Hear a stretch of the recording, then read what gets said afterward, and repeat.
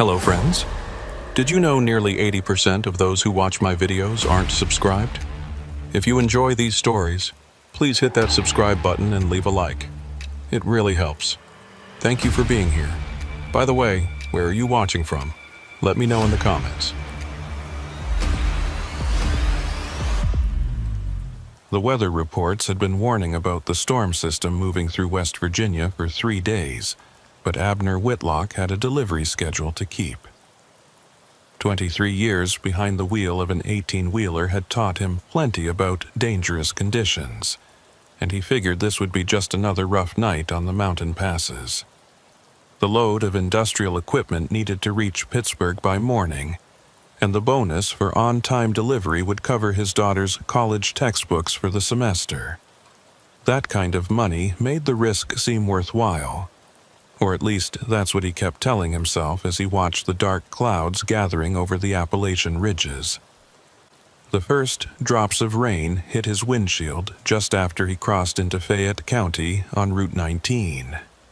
It was nearly 8 in the evening, and the October sun had already disappeared behind the mountains, leaving only a faint orange glow bleeding through the storm clouds. Abner reached for his CB radio, scanning through the channels to catch any chatter from other truckers about road conditions ahead. Most of the frequencies were quiet, just static, and the occasional burst of garbled transmission. The isolation didn't bother him much anymore. After 2 decades of driving these routes, he'd grown accustomed to the loneliness that came with the territory. But tonight, something about the empty airwaves made him uneasy. The rain intensified as he climbed higher into the mountains, turning from scattered drops to sheets of water that his wipers could barely handle. The headlights of his Peterbilt carved twin tunnels through the darkness, illuminating maybe 30 feet of slick asphalt before everything disappeared into a wall of rain and mist. He'd driven through plenty of storms, but this one had teeth.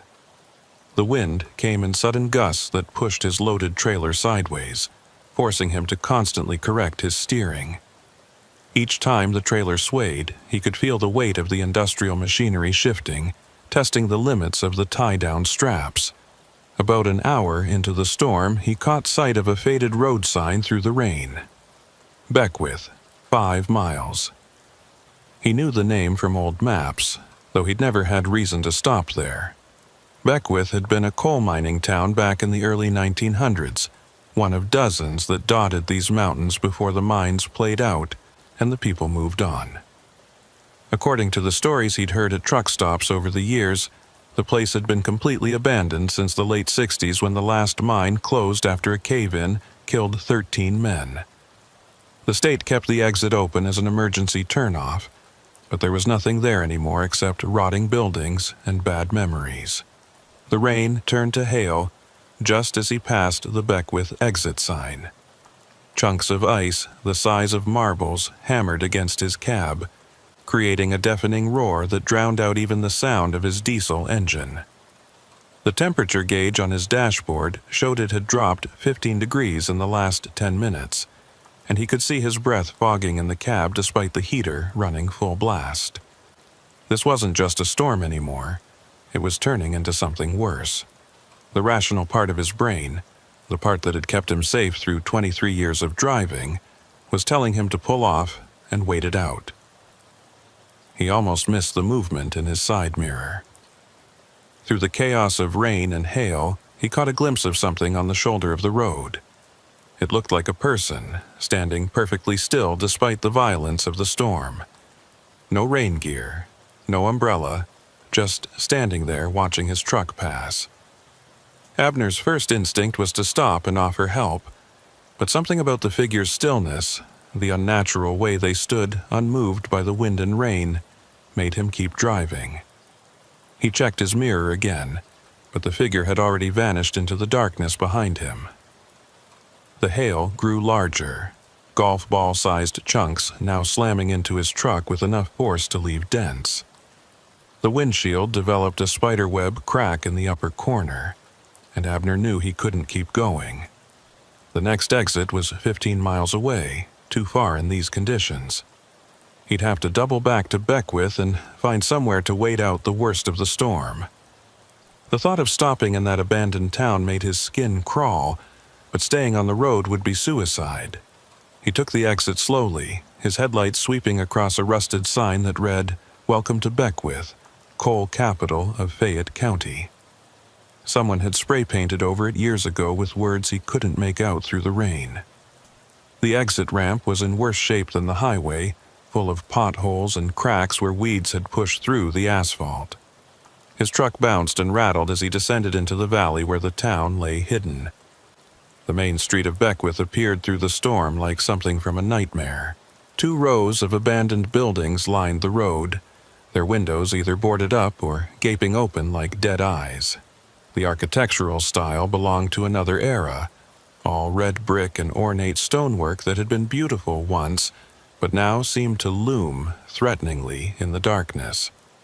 Street lamps that hadn't functioned in decades stood at tilted angles, their glass globes shattered.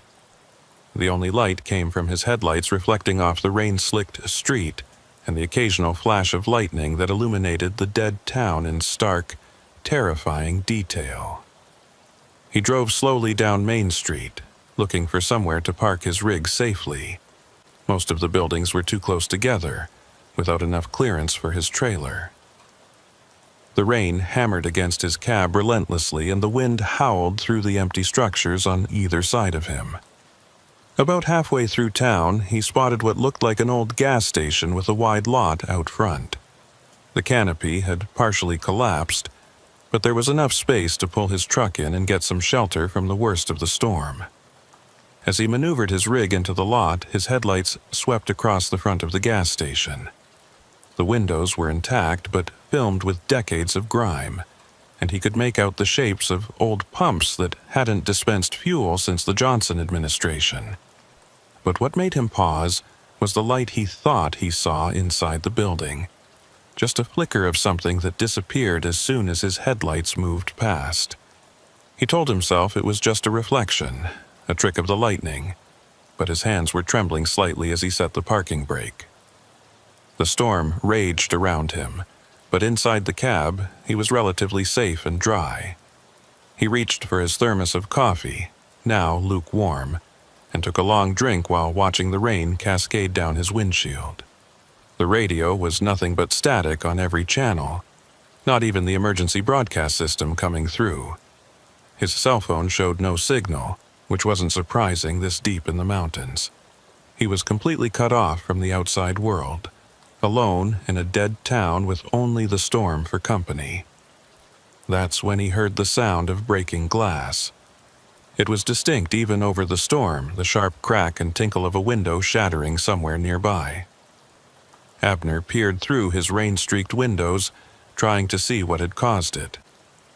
Maybe the wind had finally blown out one of the old windows, or maybe hail had broken through. But as he watched, he saw movement in one of the buildings across the street. A shadow passed by a second-floor window, too deliberate to be caused by the storm. He wasn't alone in Beckwith. The rational explanation was that someone else had sought shelter from the storm. Maybe another trucker or a traveler caught in the weather. But something about the movement he'd seen, the way the shadow had seemed to pause at the window as if watching him, made his skin prickle with unease. He locked his doors, a gesture that felt both necessary and futile. If someone wanted to break into his truck, a locked door wouldn't stop them, but it made him feel marginally safer. Another flash of lightning illuminated the street, and in that brief moment of brilliant white light, Abner saw them. Figures standing in the doorways of the abandoned buildings, motionless despite the wind and rain. At least 4 that he could count in that split second before darkness returned. They were wearing what looked like old mining gear, the kind with the helmet lamps, though no lights shone from them. They stood perfectly still, facing his truck, as if they'd been waiting for him. His heart hammered in his chest as he fumbled for his keys. He needed to get out of here, storm or no storm. But when he turned the ignition, the engine sputtered and died. He tried again with the same result. The battery was fine, all his electrical systems were working, but the engine wouldn't catch. Through the rain, he could see the figures beginning to move, stepping out from the doorways and into the street. They moved wrong, their gait stiff and unnatural, like they were fighting against joints that hadn't been used in years. The radio suddenly burst to life, making him jump. Through the static came a voice, distorted and barely human. 13 souls for the mountain. 13 souls for the coal. You came to Beckwith in the storm, trucker. The mountain demands its due. The transmission cut off, returning to static, but Abner could hear something else now. Singing. Somewhere in the storm, multiple voices were singing what sounded like an old mining song, the kind workers would sing to keep rhythm while they worked. The voices seemed to come from everywhere and nowhere, echoing off the abandoned buildings and mixing with the howl of the wind.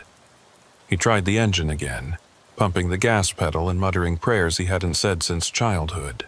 This time it caught, roaring to life with a sound that had never been more beautiful to his ears. He didn't wait to see how close the figures had gotten. He threw the truck into gear and gunned it out of the gas station lot, his trailer fishtailing as he hit the wet street. In his mirrors, illuminated by his taillights, he could see them following. Not running, just walking with that same unnatural gait, but somehow keeping pace with his truck as he accelerated. The road out of Beckwith climbed steeply back toward the highway, and his truck struggled with the grade in the terrible conditions. The speedometer showed he was doing 30, but it felt like he was crawling. The singing grew louder, and now he could make out the words, "Down in the mine, where the sun don't shine, 13 men lay their heads.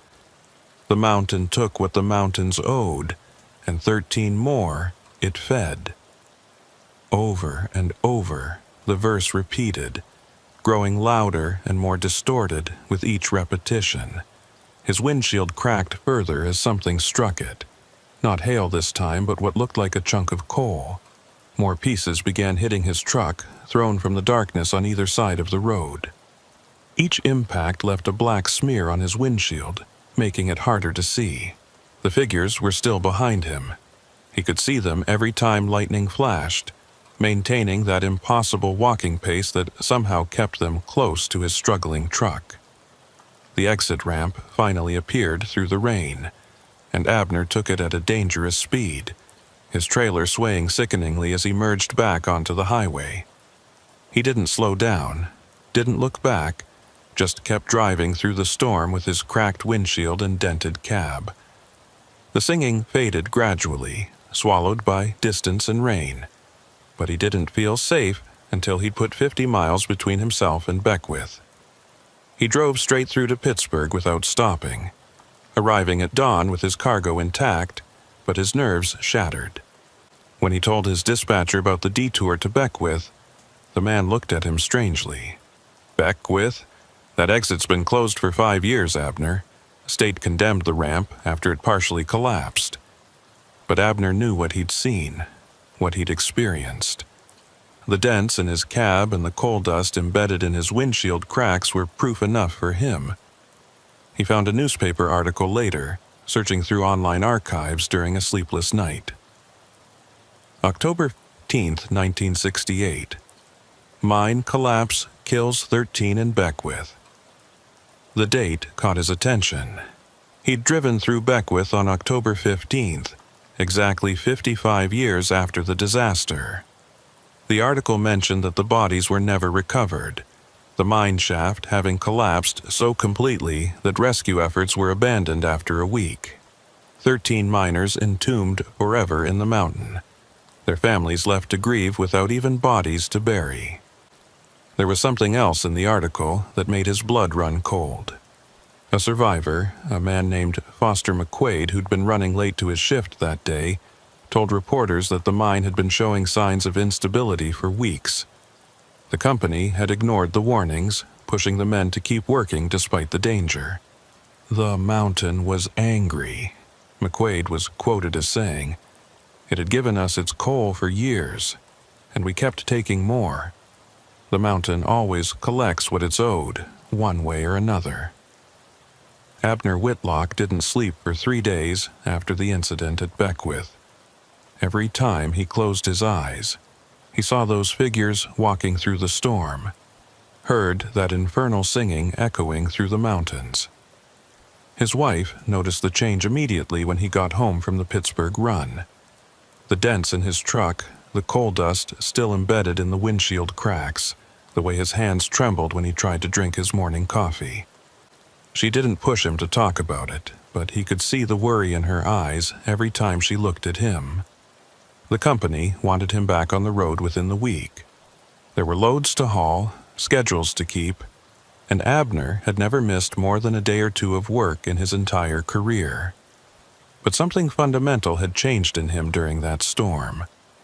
The thought of driving through those mountain passes again, especially at night, made his stomach clench with a fear he'd never experienced before. He told his dispatcher he needed some time off, maybe a week or two to deal with some personal matters. The man wasn't happy about it, but Abner had enough seniority and goodwill built up over the years that they couldn't really refuse him. He spent those days researching, diving deep into the history of Beckwith and the surrounding area. The town library in Charleston had old newspapers on microfilm, and he sat there for hours, scrolling through decades of history, looking for answers to questions he couldn't quite articulate. The mine collapse in 1968 was well documented, but there were other incidents too, stretching back to when the mines first opened in 1902.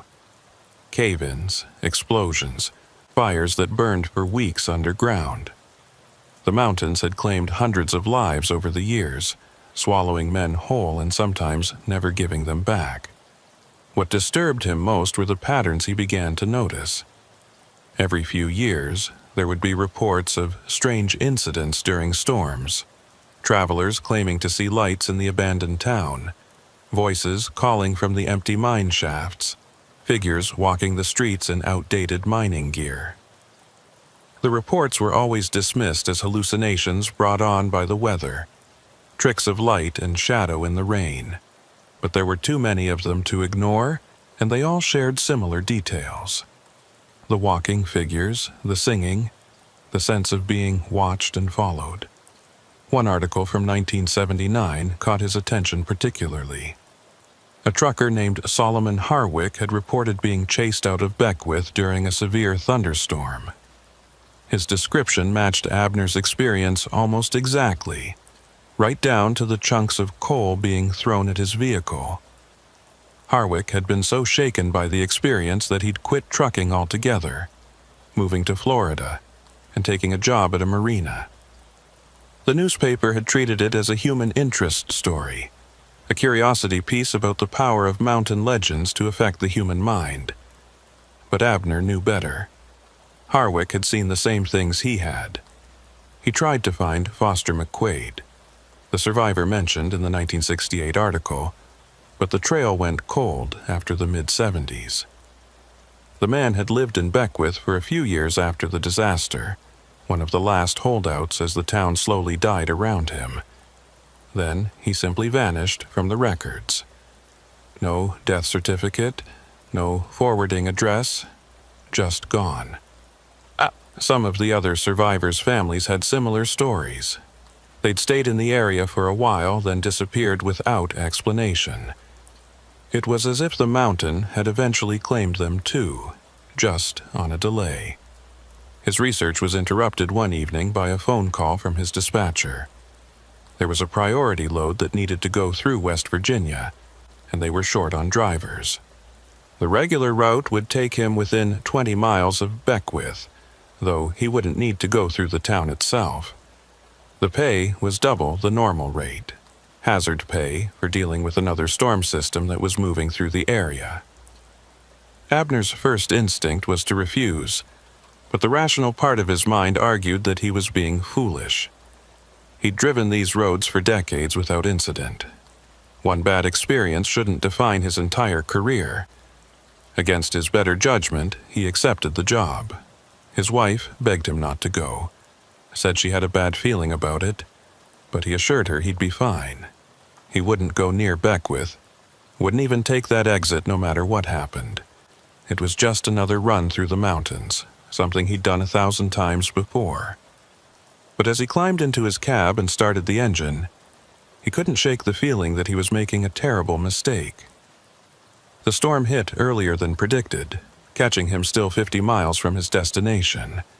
It wasn't as severe as the one 2 weeks ago, but the rain was steady and the wind strong enough to make driving treacherous. He kept his speed down, focused on the road, and tried not to think about how familiar it all felt. The radio was working this time, picking up a classic rock station out of Charleston, and he turned it up loud to drown out the sound of rain on his cab. He was making good time despite the weather when he saw the woman standing on the side of the road. She was maybe 40 years old, wearing a rain slicker and holding what looked like a gas can. Her car was nowhere to be seen, which was strange, but Abner figured it must have broken down further back, and she was walking to get fuel.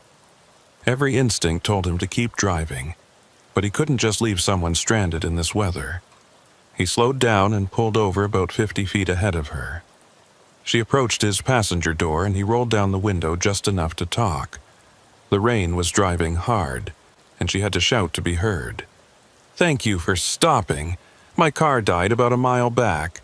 I was hoping to catch a ride to the next gas station." Her accent was local, thick with the West Virginia hills, and her face was weathered in the way of people who'd lived hard lives in these mountains.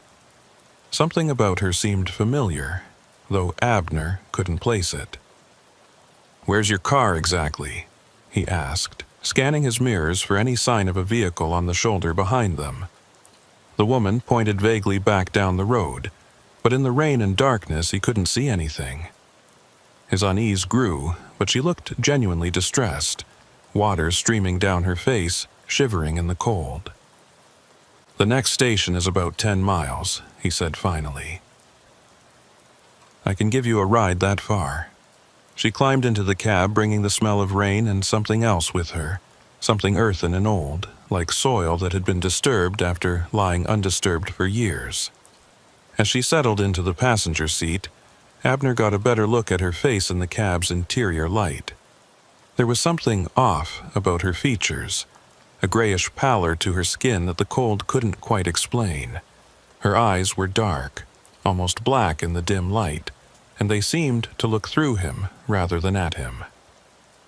"I appreciate this," she said, her voice different now that she was out of the rain, deeper and with an odd resonance. Not many folks would stop in weather like this, especially not around here. She paused, then added, "You know where we are, don't you? This stretch of road?" Abner's hands tightened on the wheel. They were about 5 miles from the Beckwith exit, though he hadn't wanted to think about it. "Yeah, I know where we are," he said carefully, keeping his eyes on the road. The woman nodded slowly, water still dripping from her hair onto his seat. "My family's from Beckwith," she said, and Abner's blood turned cold. "My name's Sybil Harper. My daddy worked the mines before the collapse. Lost him when I was just a girl." The name Harper rang a bell from his research. There had been 3 Harpers among the 13 men killed in 1968, but that would make this woman. The math didn't work. She looked 40 at most, which would mean she wasn't even born when the mine collapsed. "I'm sorry for your loss," Abner managed, his mouth dry despite the humidity in the cab.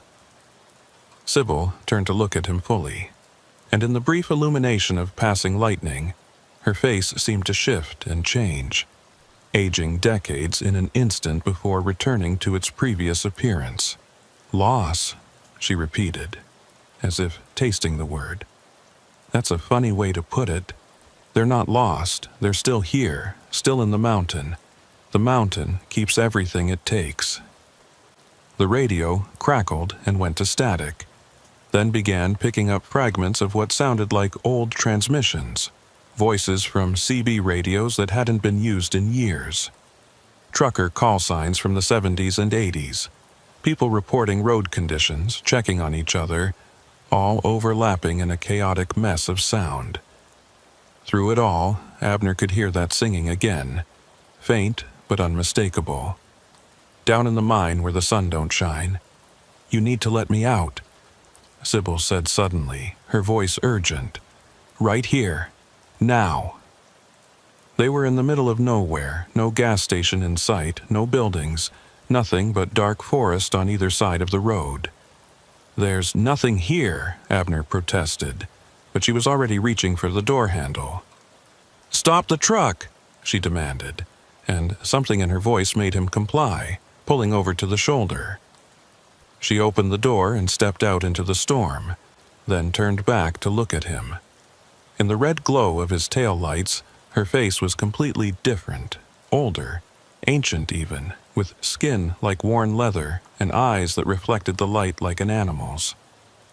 You came back, she said, though her mouth didn't move quite right with the words. The mountain remembers you. It marked you that night in Beckwith. You can leave these roads, but you'll always come back. They all do eventually. She walked into the forest, disappearing between the trees, and Abner saw others waiting for her in the darkness. Shapes that might have been people once, standing perfectly still despite the wind and rain. He slammed the door and gunned the engine, tearing back onto the road with his trailer fishtailing behind him. The radio continued its cascade of phantom transmissions, voices from the past bleeding through into the present. He drove faster than was safe in the storm, trying to put distance between himself and whatever he'd just encountered. But as he passed the Beckwith exit, his engine began to sputter. Not again, he thought desperately, pressing harder on the accelerator. The sputtering worsened, and he could smell something burning, something that reminded him of coal. The temperature gauge was normal, all his instruments showed everything was fine, but the truck was dying just like it had 2 weeks ago. This time, he didn't even consider taking the exit. He let the truck coast as far as it would go, eventually rolling to a stop on the shoulder about a mile past Beckwith. The engine was completely dead, and this time he knew it wasn't mechanical failure. Something wanted him here, wanted him close to that cursed town. He tried his cell phone, but the screen was black, completely dead despite being fully charged when he left. The CB radio produced only static now, not even the ghost voices coming through. He sat in his cab, watching the mirrors, waiting for them to come. The rain hammered against the windows, and the wind rocked the trailer, but for a long time, nothing else happened. Then he saw the lights.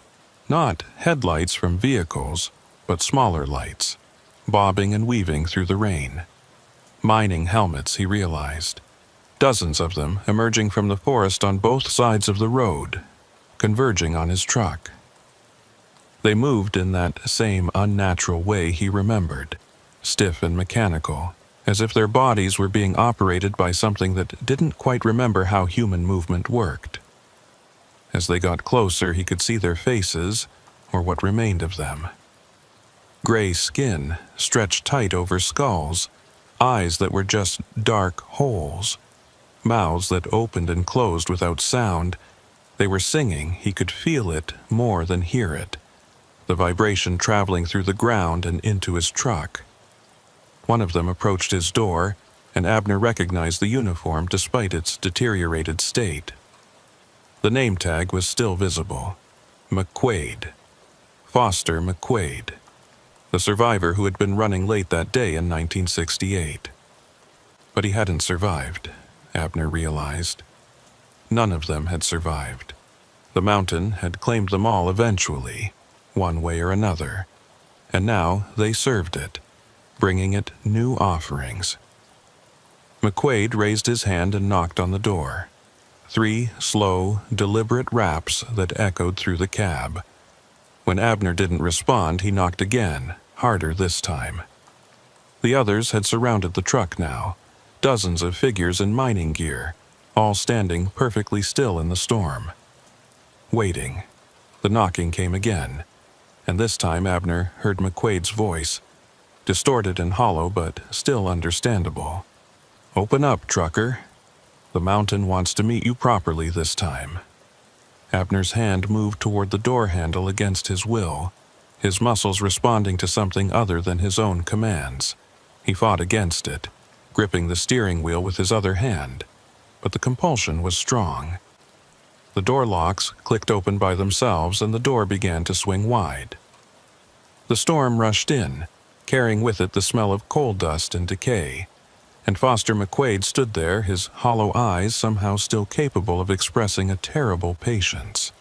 "You can't fight the mountain," McQuaid said, his voice coming from everywhere and nowhere at once. "It's been here longer than anything else, older than the towns, older than the roads. We dug too deep, took too much, and now we belong to it. But it's not satisfied with just us anymore. 13 souls weren't enough. It wants more. It wants everyone who travels these roads, everyone who comes close enough to hear its call." Abner found his voice, though it came out as barely a whisper. "I won't. I'm not going with you." McQuaid tilted his head, a gesture that looked wrong with his deteriorated neck. "You don't have a choice. You've breathed in the coal dust. It's in your lungs now, in your blood. Every time you close your eyes, you'll see us. Every time you drive these roads, your engine will fail near Beckwith. And eventually, when you're too tired to fight anymore, you'll take that exit one last time." The figures began to move closer, reaching out with hands that were more bone than flesh. But just as they were about to touch him, another sound cut through the storm. A horn, loud and long, from another truck approaching from behind. The figures froze, then began retreating back towards the forest. McQuaid lingered for a moment longer. "This isn't over, trucker. The mountain is patient. It has all the time in the world." The rescue truck pulled up behind Abner's rig, and a driver jumped out, running through the rain with a flashlight. By the time he reached Abner's cab, the figures were gone, melted back into the darkness of the forest. The driver helped Abner get his truck started, following him the rest of the way to his destination to make sure he made it safely. Abner didn't tell him about the figures or McQuaid. How could he? Who would believe him? But the worst part was what he found when he got home. In researching Foster McQuaid more thoroughly, digging through genealogy websites and old census records, he discovered something that made his blood freeze. McQuaid had had a daughter, born in 1950. Her name was Sybil, and she'd married a man named Harper in 1971. According to the records, she died in a car accident in 1985, on the road near Beckwith during a severe thunderstorm. Her body was never recovered.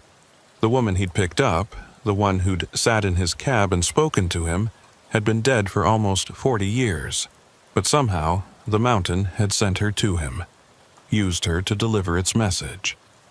And now, every night when he tried to sleep, he could feel the coal dust in his lungs, hear the singing in the distance, and know that McQuaid had been right. The mountain had marked him, and sooner or later he would return to Beckwith. They all did eventually. He quit trucking after that, took a job at a warehouse in town where he never had to drive at night, never had to go near the mountains. But sometimes during storms he could still hear them calling, the 13 souls of Beckwith and all the others the mountain had claimed over the years, calling him home to the darkness under the earth, where the sun don't shine and the coal dust fills your lungs forever. 6 months passed after Abner Whitlock quit trucking. 6 months of warehouse work and sleepless nights and trying to convince himself that what happened on those mountain roads had been some kind of breakdown, a hallucination brought on by too many years of solitary driving. His wife watched him deteriorate, saw how he jumped at shadows and avoided driving anywhere after dark. She suggested therapy, maybe medication, but Abner knew that no psychiatrist could help with what plagued him. The coal dust in his lungs was real, even if no X-ray could detect it. The singing in his dreams was real, even if no one else could hear it. The warehouse job paid less than half what he'd made as a trucker, and the bills were piling up. His daughter's college tuition was due, The mortgage payment was late, and his wife had started taking extra shifts at the hospital to make ends meet. Every day, his old dispatcher would call, offering him premium rates to come back, promising the best routes that avoided the mountains entirely. But Abner knew better. He understood now that the mountain's reach extended beyond geography. Once it marked you, distance was just an illusion. It was his daughter who finally broke his resolve. She came home from college for Thanksgiving, and he could see the worry in her eyes when she looked at him. He'd lost 30 pounds, his hair had gone completely gray, and his hands shook constantly now. Over dinner, she mentioned that she might have to drop out, take a semester off to work, and save money. The scholarship covered tuition, but not books or housing, and her part-time job at the campus library wasn't enough. The look of disappointment in her eyes, the death of dreams he saw there, was worse than any supernatural terror. The next morning, he called his dispatcher. There was a high-paying route available, hauling medical equipment from Atlanta to Cleveland. It would take him through West Virginia, but on the interstate, a good 40 miles from Beckwith. The dispatcher promised it would be a daylight run, no night driving required. The pay would cover his daughter's expenses for the entire semester. Abner's hand shook as he held the phone, but he heard himself accepting the job. His wife pleaded with him not to go, said the money wasn't worth it, that they'd figure something else out. But Abner had already made up his mind. He'd face the mountain one more time, prove to himself that its hold over him was just psychological, just trauma that he could overcome. He spent the week before the run preparing, buying new maps that showed alternate routes, checking and double-checking weather forecasts, making sure his truck was in perfect mechanical condition. He even went to church for the first time in 20 years, though he wasn't sure if any god had power over something as old and dark as what lived in those mountains. The morning of the run dawned clear and bright, not a cloud in the sky. The weather forecast showed clear conditions for the next 3 days, no storm systems anywhere near the Appalachians. Abner kissed his wife goodbye, trying not to notice how she clung to him like she might never see him again, and climbed into his cab. The engine started smooth and strong, all systems running perfectly. He pulled out of the depot, telling himself this was just another run, just another day of work. The first few hours went perfectly. Traffic was light, the weather held, and his truck ran like a dream. He made good time through Georgia and into Tennessee, stopping only for fuel and coffee. The mountains rose around him as he entered the Appalachians, but in daylight they seemed less threatening, just ancient rocks covered in autumn trees. He kept the radio on, scanning through stations to keep his mind occupied, refusing to let the silence creep in. It was near the Virginia-West Virginia border when things started to go wrong. First, his radio began picking up static, brief interruptions in the music that lasted just long enough to be noticeable. Then his GPS started glitching, showing his position jumping around on the map, sometimes placing him miles from where he actually was. The temperature gauge flickered, showing normal one moment and redlined the next, though the engine temperature was clearly fine. He was still 40 miles from Beckwith, taking the interstate route that bypassed it entirely, when he saw the first sign. It was new, or at least looked new, professional highway signage that read, "Beckwith Historical Site. Next exit. Experience the mining heritage of West Virginia." His blood went cold. There had never been a historical site at Beckwith. The town had been abandoned for over 50 years, left to rot in the valley. But there was the sign, official and undeniable. More signs appeared as he drove. Beckwith Mining Museum, 2 miles. Historic Beckwith, preserved mining town next right. Each one looked perfectly legitimate, the kind of brown historical markers you'd see at any heritage site. But Abner knew they were lying. There was no museum, No preserved anything. Just an abandoned town full of shadows and things that should be dead. His phone rang, which should have been impossible since he'd turned it off before leaving, specifically to avoid distractions. The screen showed a number he didn't recognize, a local West Virginia area code. Against his better judgment, he answered it. The voice on the other end was Foster McQuaid's, hollow and distant, but unmistakable. "You're getting close, trucker. The mountain's been preparing for you. It's moved things around, made some changes. You can take the interstate all you want, but all roads lead to Beckwith now." The line went dead before Abner could respond. He threw the phone onto the passenger seat and pressed harder on the accelerator. He just needed to get past this section, get through West Virginia and into Ohio. A few more hours, and he'd be safe. But as he rounded the next curve, he saw something that made his heart stop. The interstate ahead was blocked. Not by traffic or an accident, but by what looked like a massive coal slide that had covered all 4 lanes. Official detour signs directed traffic off the next exit, which according to the sign led to Beckwith. He pulled over to the shoulder, his hands shaking as he grabbed his atlas. The map showed the interstate clear and unobstructed. No alternate routes in this area except through the mountain passes. But the coal slide was undeniably real. Black rock piled 20 feet high across the highway. Other vehicles were already taking the detour, following the signs without question. Abner watched them go, normal people in normal cars, having no idea what they were driving toward. He had 2 choices: turn back, abandon the run and the money his daughter needed, or follow the detour through Beckwith. The rational part of his mind said the town couldn't hurt him in broad daylight, with other traffic around. Whatever haunted that place seemed bound to storms and darkness, but his instincts screamed at him to turn around, to get as far from here as possible. A state trooper pulled up behind him, lights flashing. The officer approached his window, looking tired and irritated. "You need to keep moving, sir. Can't have trucks blocking the shoulder. Detour's clearly marked." Abner wanted to warn him, to explain why the detour was dangerous, but how could he? The officer would think he was insane. "How long has the road been blocked?" Abner asked instead. The trooper looked confused. "Blocked? What are you talking about? Road's clear ahead." Abner looked forward, and his heart sank. The coal slide was gone. The interstate stretched clear and empty ahead. No obstruction in sight.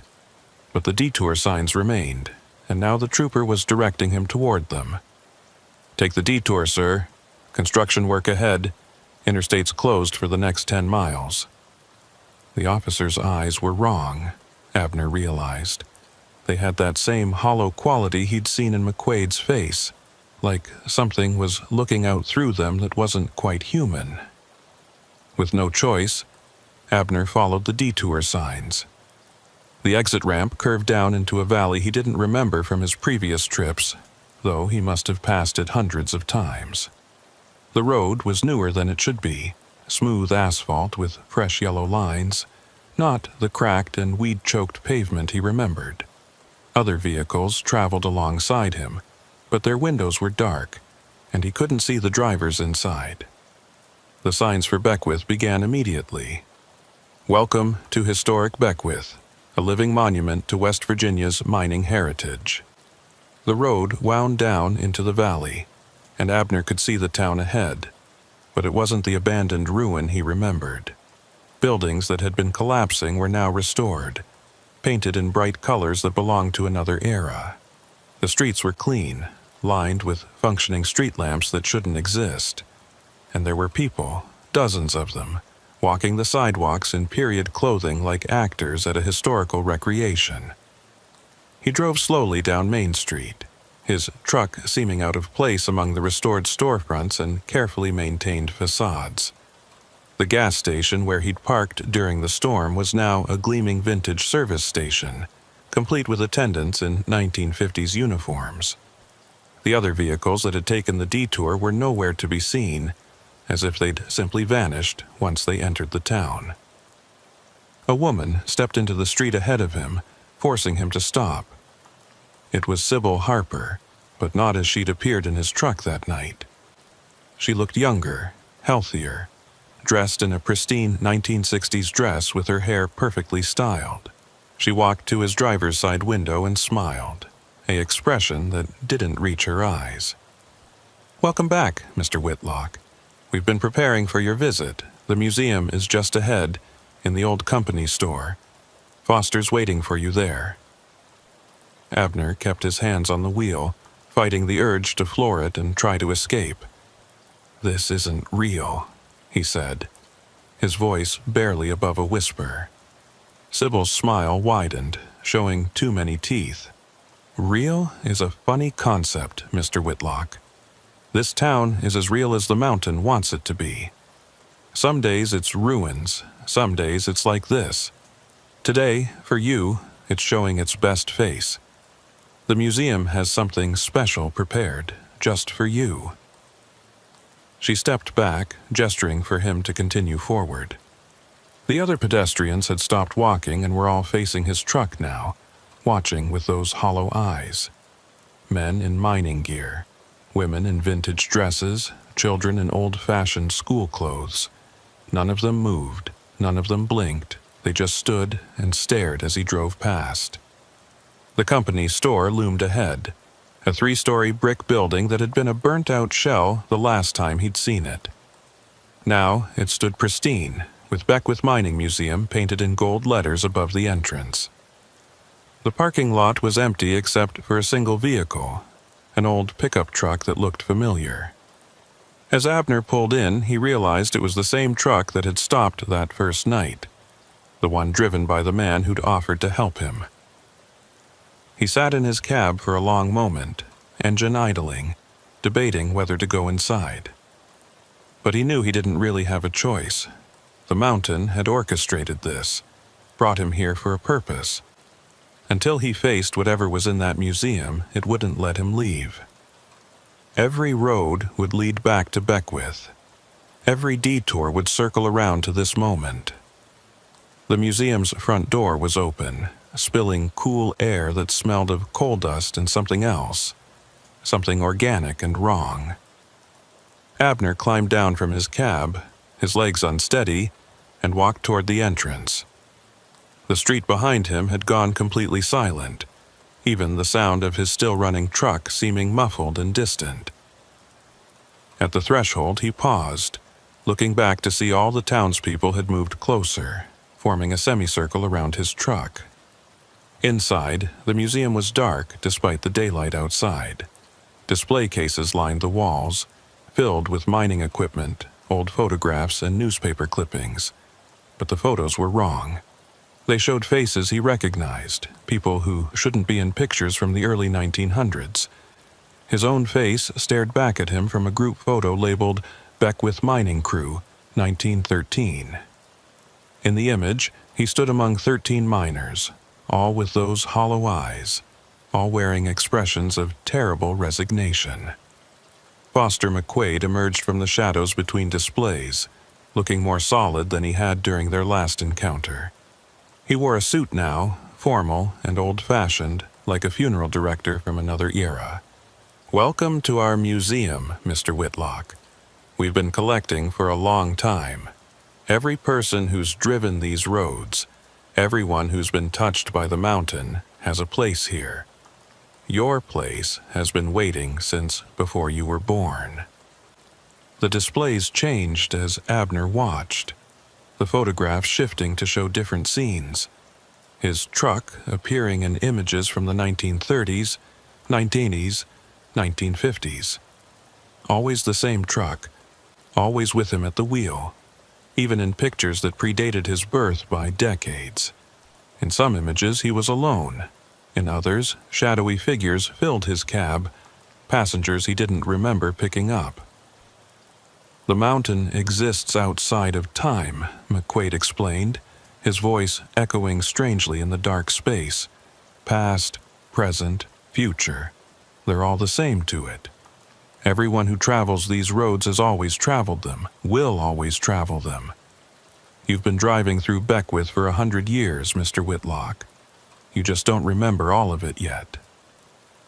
A display case near the back contained personal effects. Abner's wallet, though he could feel it still in his pocket. His wedding ring, though it was still on his finger.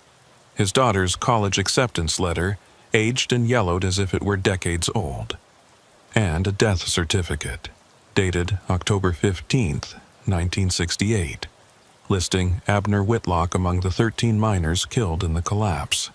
That's impossible, Abner said, but even as he spoke, memories that weren't his began flooding his mind, working in the mines, the darkness, and the constant danger. The mountain's voice, not heard but felt, promising wealth and demanding sacrifice. The day of the collapse, the mountain closing its throat and swallowing them all. And then, continuing. Not dying, not living, just continuing in service to something older than human understanding. You've been fighting it, McQuaid said, moving closer.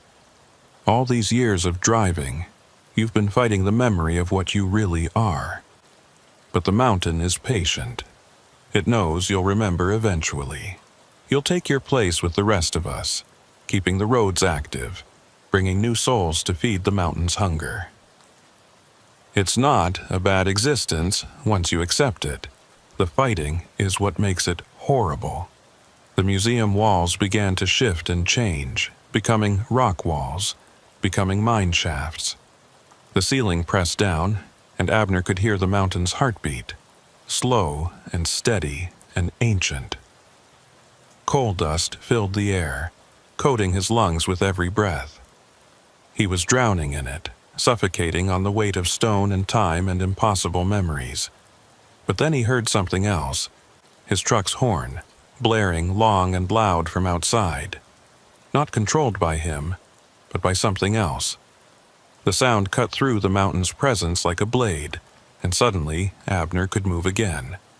He ran for the door, McQuaid calling after him, the displays shattering as he passed.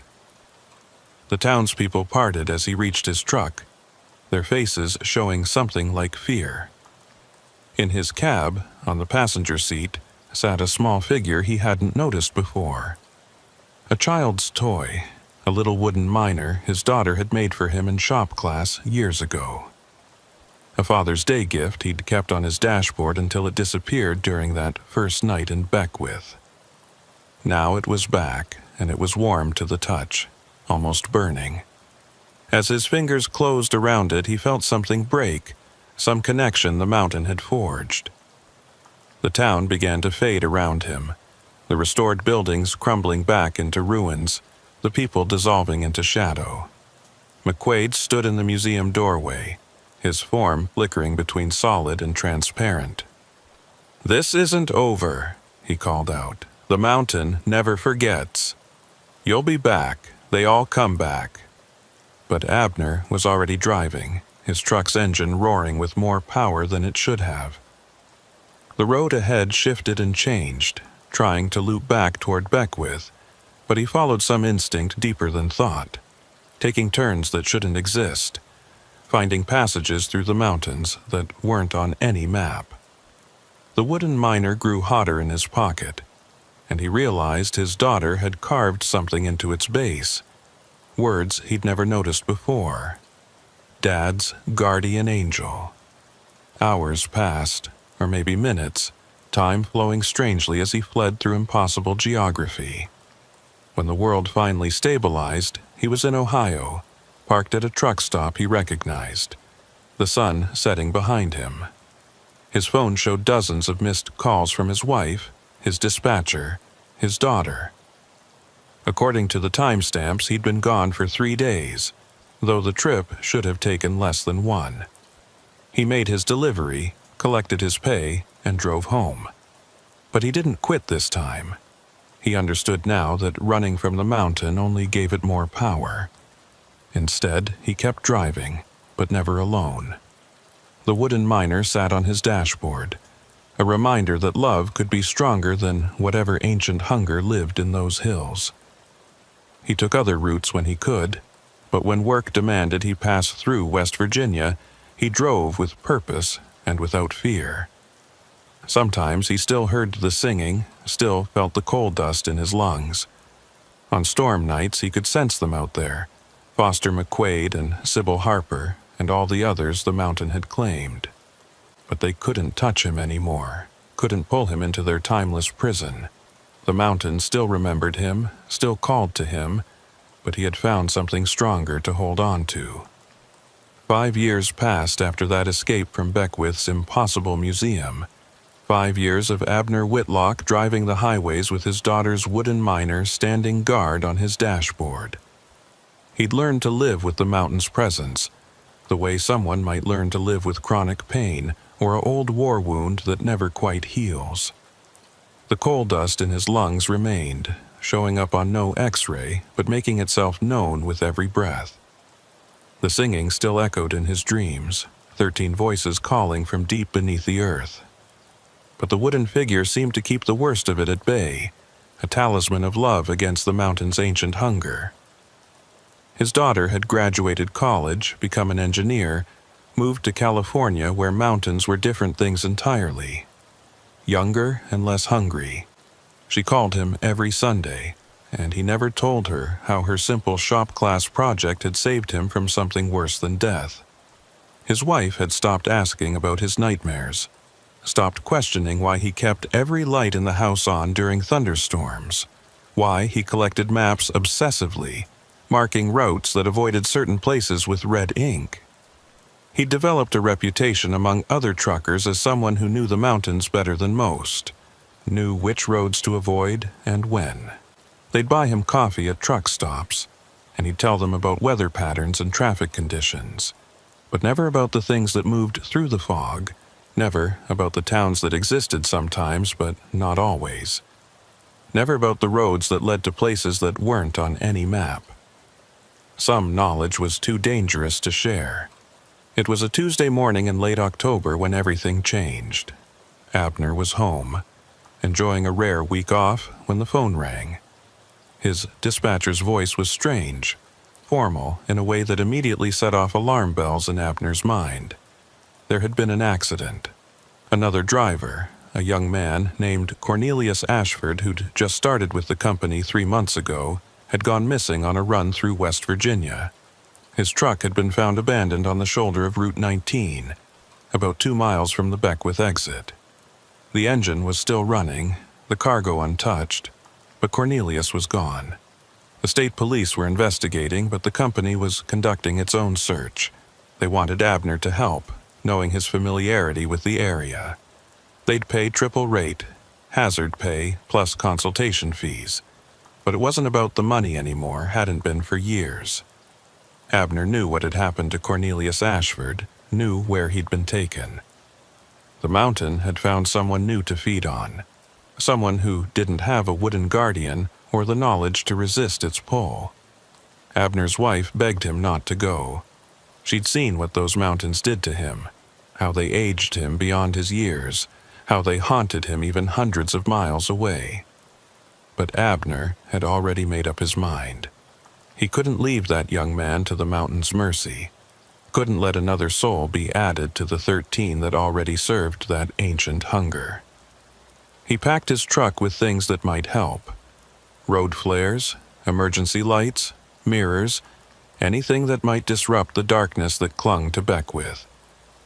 And, of course, the wooden miner, which he wrapped carefully and placed in his jacket pocket. The drive to West Virginia felt different this time. The mountains didn't loom threateningly, but seemed to watch with anticipation, as if they knew something Abner didn't. The weather was clear, almost unnaturally so. The October sky a brilliant blue that belonged more to spring than autumn. His truck ran perfectly. No mechanical issues, no mysterious failures. Even the radio stayed clear, playing classic rock without a hint of static or ghostly transmissions. It felt like a trap, like the mountain was luring him in with false safety. He reached the spot where Cornelius's truck had been found just as the sun was beginning to set. The vehicle had already been towed, but Abner could see the marks on the shoulder, could smell something in the air that didn't belong. Coal dust, of course, but something else, too. Sulfur, maybe, or the scent of rocks that had been deep underground for so long they'd forgotten what sunlight was. He parked his truck and got out, the wooden miner warm in his pocket. The Beckwith exit was visible from where he stood, and for the first time in 5 years he could see lights down in the valley. Not the restored fake town he'd encountered before, but something else. Work lights, the kind used in mining operations. The mountain was active again, or at least pretending to be. As he watched, he saw other vehicles taking the exit. Regular cars and trucks, their drivers seemingly oblivious to what they were heading toward. He followed them down, driving slowly, every nerve on high alert.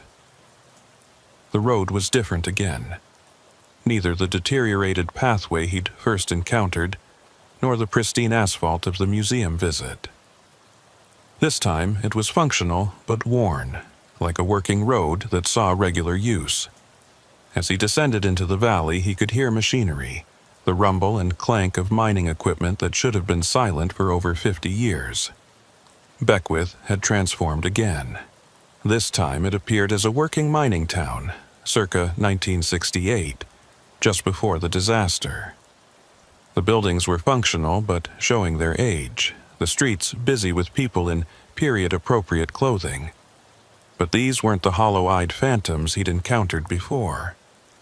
These people seemed real, solid, unaware that they were living in a time that had already passed. He saw children playing in yards, women hanging laundry, men heading home from their shifts with coal dust on their faces and lunch pails in their hands. The mining operation was in full swing at the far end of town. The entrance to the main shaft was lit up like daylight, and Abner could see men going in and out, the cable cars carrying coal up from the depths. Among them, looking confused and terrified, was Cornelius Ashford. He was dressed in mining gear that didn't fit quite right, being led by 2 older miners toward the shaft entrance. Even from a distance, Abner could see the young man was fighting, trying to pull away, but the miners held him firm. Abner parked his truck and started running toward the mine entrance. The townspeople didn't react to him, didn't even seem to see him. He was like a ghost in their recreated world, invisible to everyone except those who were already claimed by the mountain. As he got closer to the mine, Foster McQuaid stepped out of the shadows, blocking his path. He looked more solid than ever, more real, as if the mountain's power was growing stronger. "You came back," McQuaid said, and there was something like satisfaction in his voice. "I knew you would. The mountain knew you would. That boy, Cornelius, he's just the beginning. The mountain is hungry after all these years of slim feeding. It wants what it was promised back in 1968. 13 souls weren't enough. It wants hundreds, thousands. Everyone who travels these roads will eventually find their way here." "Let him go," Abner said, his hand closing around the wooden miner in his pocket. The figure was almost too hot to touch now, burning through the fabric. "Take me instead if you need someone. I'm already marked, already halfway claimed. Let the boy go." McQuaid laughed, a sound like rocks grinding together deep underground. "You think you can bargain with the mountain? You think your little trinket protects you? That wooden toy only works because the mountain allows it, because it finds your resistance amusing. But the game is ending now. The boy will go down into the mine and he won't come back up. Neither will you if you try to stop it." But Abner was already moving, pushing past McQuaid, who seemed surprised that he could be touched at all. The miners at the entrance turned toward him, their faces shifting from human to something else, something made of shadow and coal dust. Cornelius saw him and called out, hope flashing in his eyes. Abner grabbed the young man's arm, pulling him away from the miners, and for a moment it seemed like they might escape. Then the ground began to shake. Not an earthquake, but something more deliberate, like the mountain was adjusting itself, repositioning its bones. The mine entrance began to collapse, not in the chaotic way of a natural cave-in, but with purposeful precision, stones falling to create a new configuration. The townspeople finally noticed them, turning as one to stare with eyes that had gone completely black. They began walking toward the mine, all of them, men, women, children, moving with that same mechanical gait Abner remembered. "Run!" Abner shouted, pushing Cornelius toward where he'd parked his truck. But the young man was in shock, his legs barely working, stumbling and falling every few steps.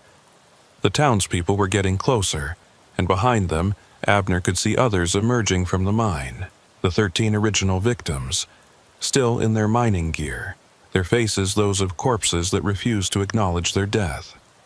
They moved faster than the others, with purpose and terrible intent. The wooden miner in Abner's pocket suddenly burst into actual flames, burning through his jacket. He pulled it out, and it was glowing like a coal from a forge, but somehow not burning his hand. Light poured from it, warm and golden, nothing like the harsh white of the mining lights. The approaching figure stopped, seeming to recoil from the light. Even McQuaid, who had been following them, took a step back. "That won't last," McQuaid called out. "The mountain is older than love, older than hope. Your daughter's protection is burning itself out. When it's gone, you'll have nothing left to shield you." But Abner wasn't listening. He was remembering something his daughter had said when she gave him the figure, something he'd dismissed as a child's fancy at the time. "I carved it from wood that grew over coal," she'd said. "The man at the craft store said it was from an old mine site that got reclaimed by forest. I thought it was perfect for you, Dad, something that grew from darkness into light." The wood was from here, from these mountains, from places where the coal had been taken and nature had reclaimed its territory. It wasn't just a token of love. It was the mountain's own substance transformed, proof that even the oldest darkness could be overcome. Abner held the burning figure high, and its light grew stronger, spreading outward in waves that made the phantom townspeople fade like shadows at sunrise. "Cornelius," Abner said, his voice steady despite everything, "I need you to listen to me very carefully. This place isn't real, not in the way we understand real. It's a memory, a wound in time that won't heal. But memories can be changed. Wounds can be closed. Think about why you're here. Think about what brought you to these mountains." The young man's eyes were wide with terror, but he managed to speak. "My grandfather, he died in these mountains, in a mine collapse, October 15th, 1968. His name was Elijah Ashford. I wanted to see where it happened, wanted to understand why he never came home. Of course, the mountain didn't choose victims randomly. It called to those who had connections, who had blood in the coal, family in the darkness. Cornelius's grandfather had been one of the 13, and now the mountain wanted to complete the family reunion, to add another generation to its collection.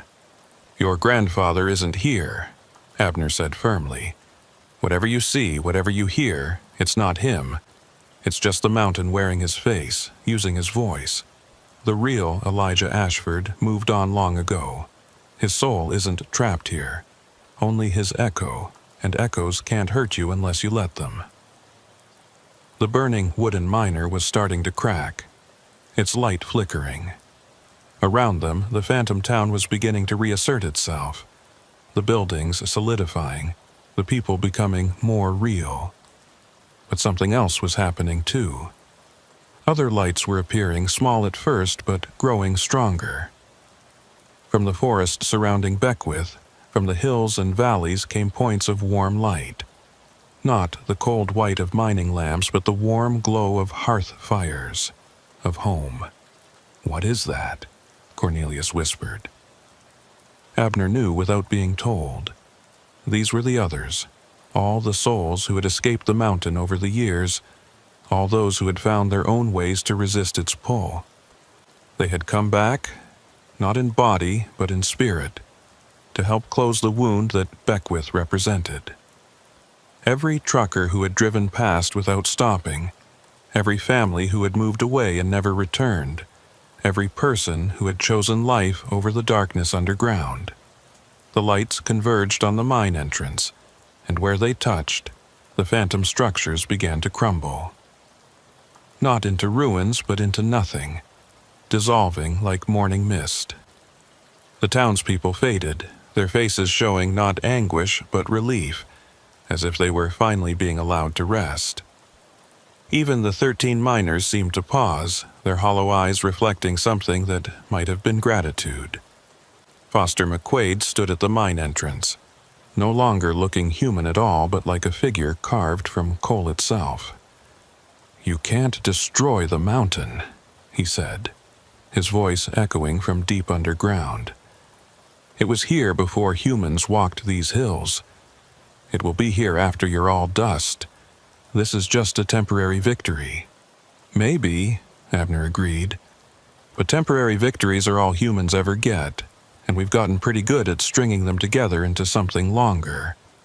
The mountain might be eternal, but so is the human ability to resist, to refuse, to choose light over darkness." The wooden miner in his hand crumbled to ash, its purpose fulfilled. But the light didn't fade. It had spread to Cornelius, to Abner himself, to the very air around them. The phantom Beckwith was disappearing, revealing the true abandoned town beneath, the honest ruins that time and weather had created. The mine entrance collapsed for real this time, not violently but gently, like the earth was finally closing a wound that had been open too long. Sybil Harper appeared one last time, but she looked different. Younger, cleaner, more like the woman she must have been before the mountain claimed her. "Thank you," she said, her voice no longer hollow but filled with warmth. "The families can rest now. The debt is paid. The mountain will sleep for a while."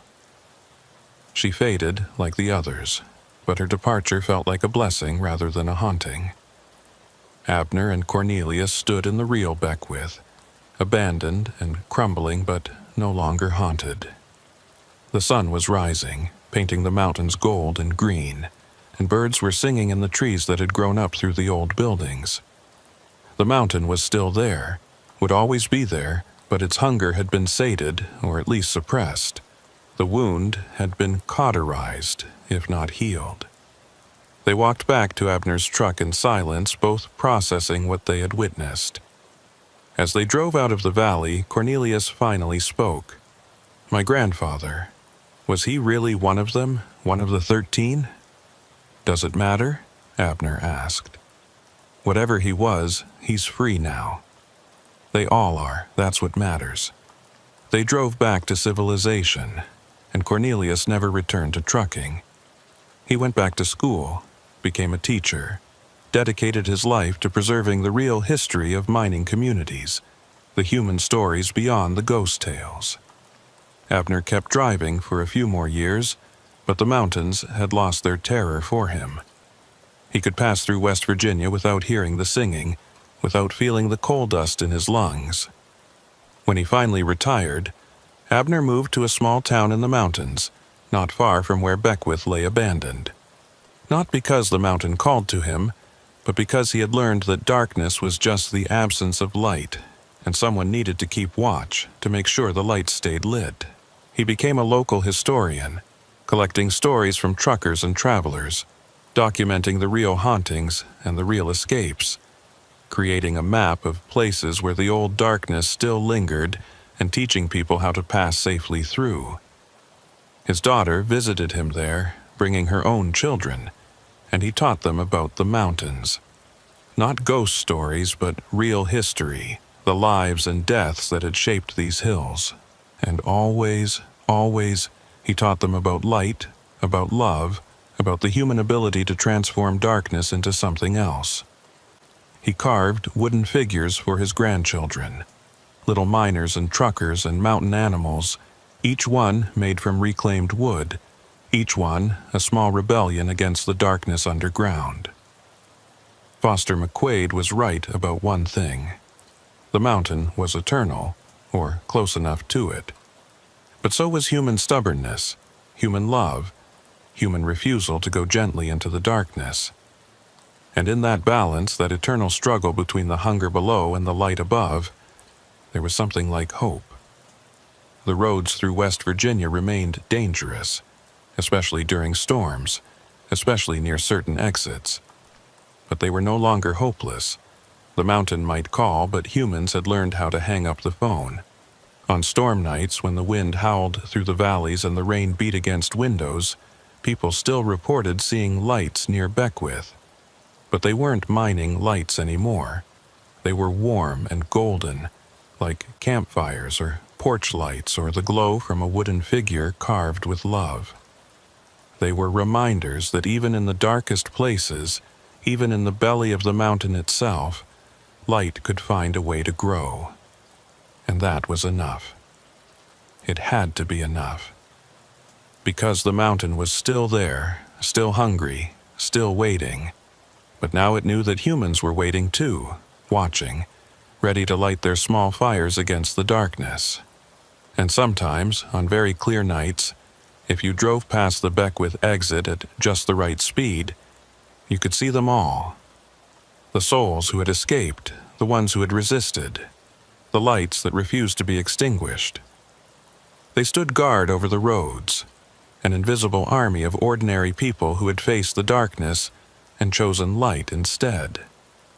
Abner Whitlock died peacefully in his sleep at the age of 78, surrounded by family, far from any mine shaft or dark valley.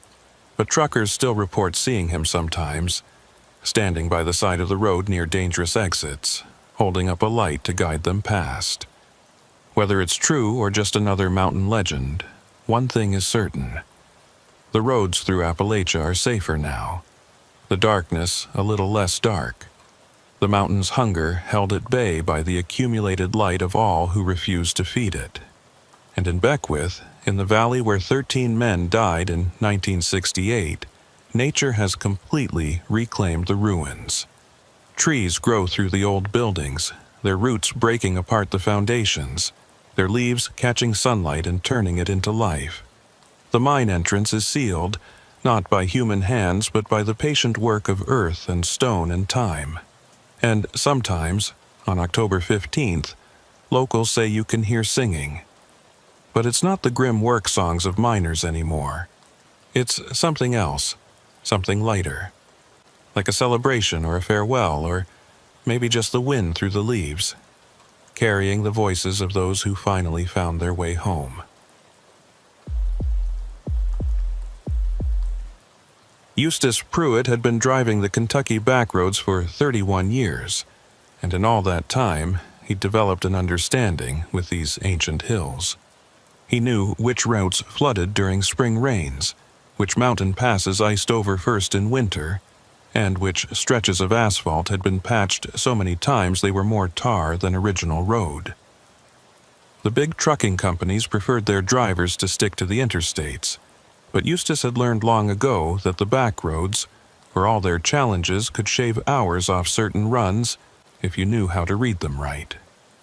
That October evening, with a load of agricultural equipment bound for a farm supply store in Hazard, he'd chosen Route 15 through the Daniel Boone National Forest, a winding two-lane that cut through some of the most isolated territory in eastern Kentucky. The sun was already behind the mountains when his engine started making the noise. It began as a subtle clicking, barely audible over the diesel's normal rumble, but Eustace had been driving long enough to know that subtle noises had a way of becoming major problems if ignored. He'd just passed through the tiny community of Campton, really just a collection of houses clustered around a closed general store, when the clicking became a grinding. The temperature gauge stayed normal, oil pressure was fine, but something deep in the engine was failing. He could feel it through the steering wheel, a vibration that shouldn't be there, growing stronger with each mile. The smart thing would have been to pull over immediately, call for a tow, and wait for help. But Eustace knew this stretch of Route 15, knew there was nothing but forest for the next 20 miles. No cell service either, not in these deep hollows where the mountains pressed close on both sides. His CB radio might reach someone, but the chances were slim this time of evening when most local drivers had already gone home for supper. He decided to push on, hoping to make it to the next wide spot in the road where he could at least get his rig completely off the pavement. The grinding got worse, and then came the smoke. Not much at first, just wisps of white vapor from under the hood, but Eustace knew he was done. He spotted a gravel pull-off ahead, probably an old logging road entrance, and managed to coast his dying truck into it just as the engine seized completely. The sudden silence was overwhelming. After hours of engine noise, the forest's quiet seemed to press against his eardrums. He sat there for a moment, hands still on the wheel, calculating his options. It was at least 15 miles back to Campton, probably 8 miles forward to the next anything that might qualify as civilization. He tried his cell phone first, knowing it was useless but needing to confirm it anyway. No signal, not even a single bar. The CB radio produced nothing but static on every channel.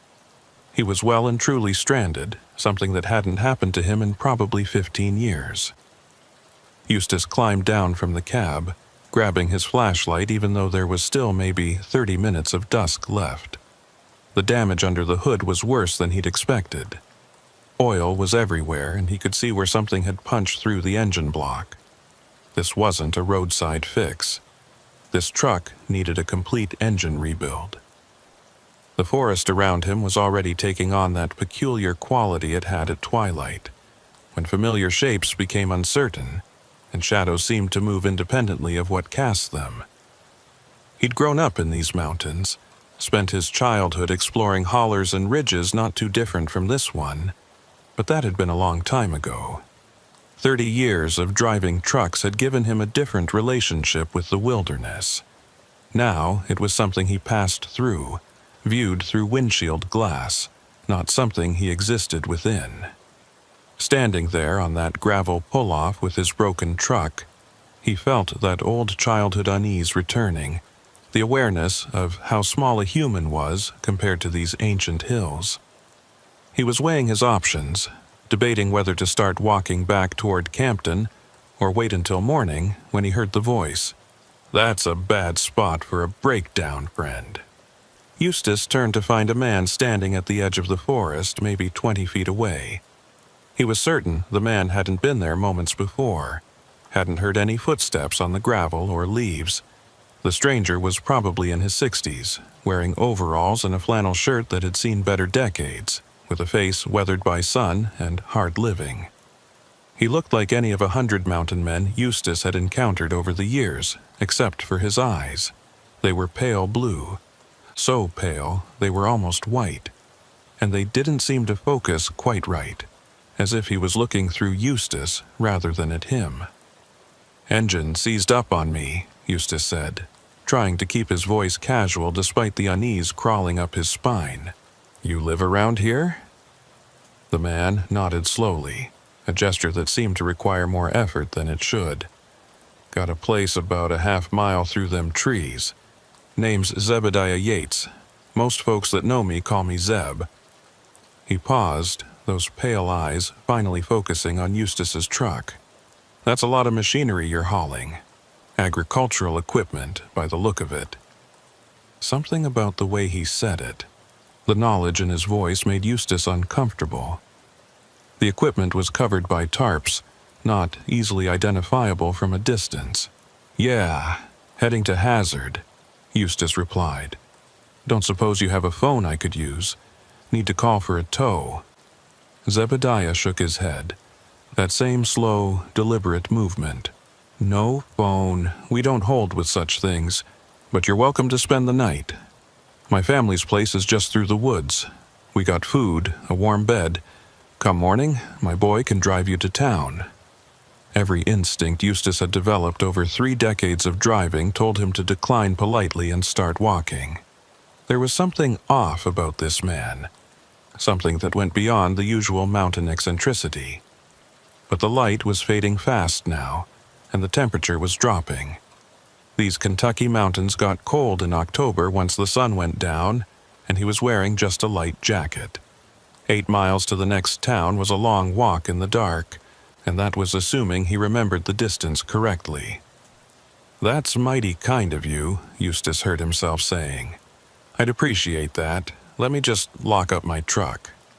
Zebediah waited patiently while Eustace secured his cab and grabbed his overnight bag, a habit from years of unexpected delays. As he followed the man into the forest, leaving the familiar comfort of his truck behind, Eustace couldn't shake the feeling that he was making a terrible mistake. The path through the woods was barely visible, just a slight depression in the fallen leaves that suggested people had walked this way before. Zebediah moved with surprising confidence despite the gathering darkness, never stumbling over the roots and rocks that kept catching Eustace's feet.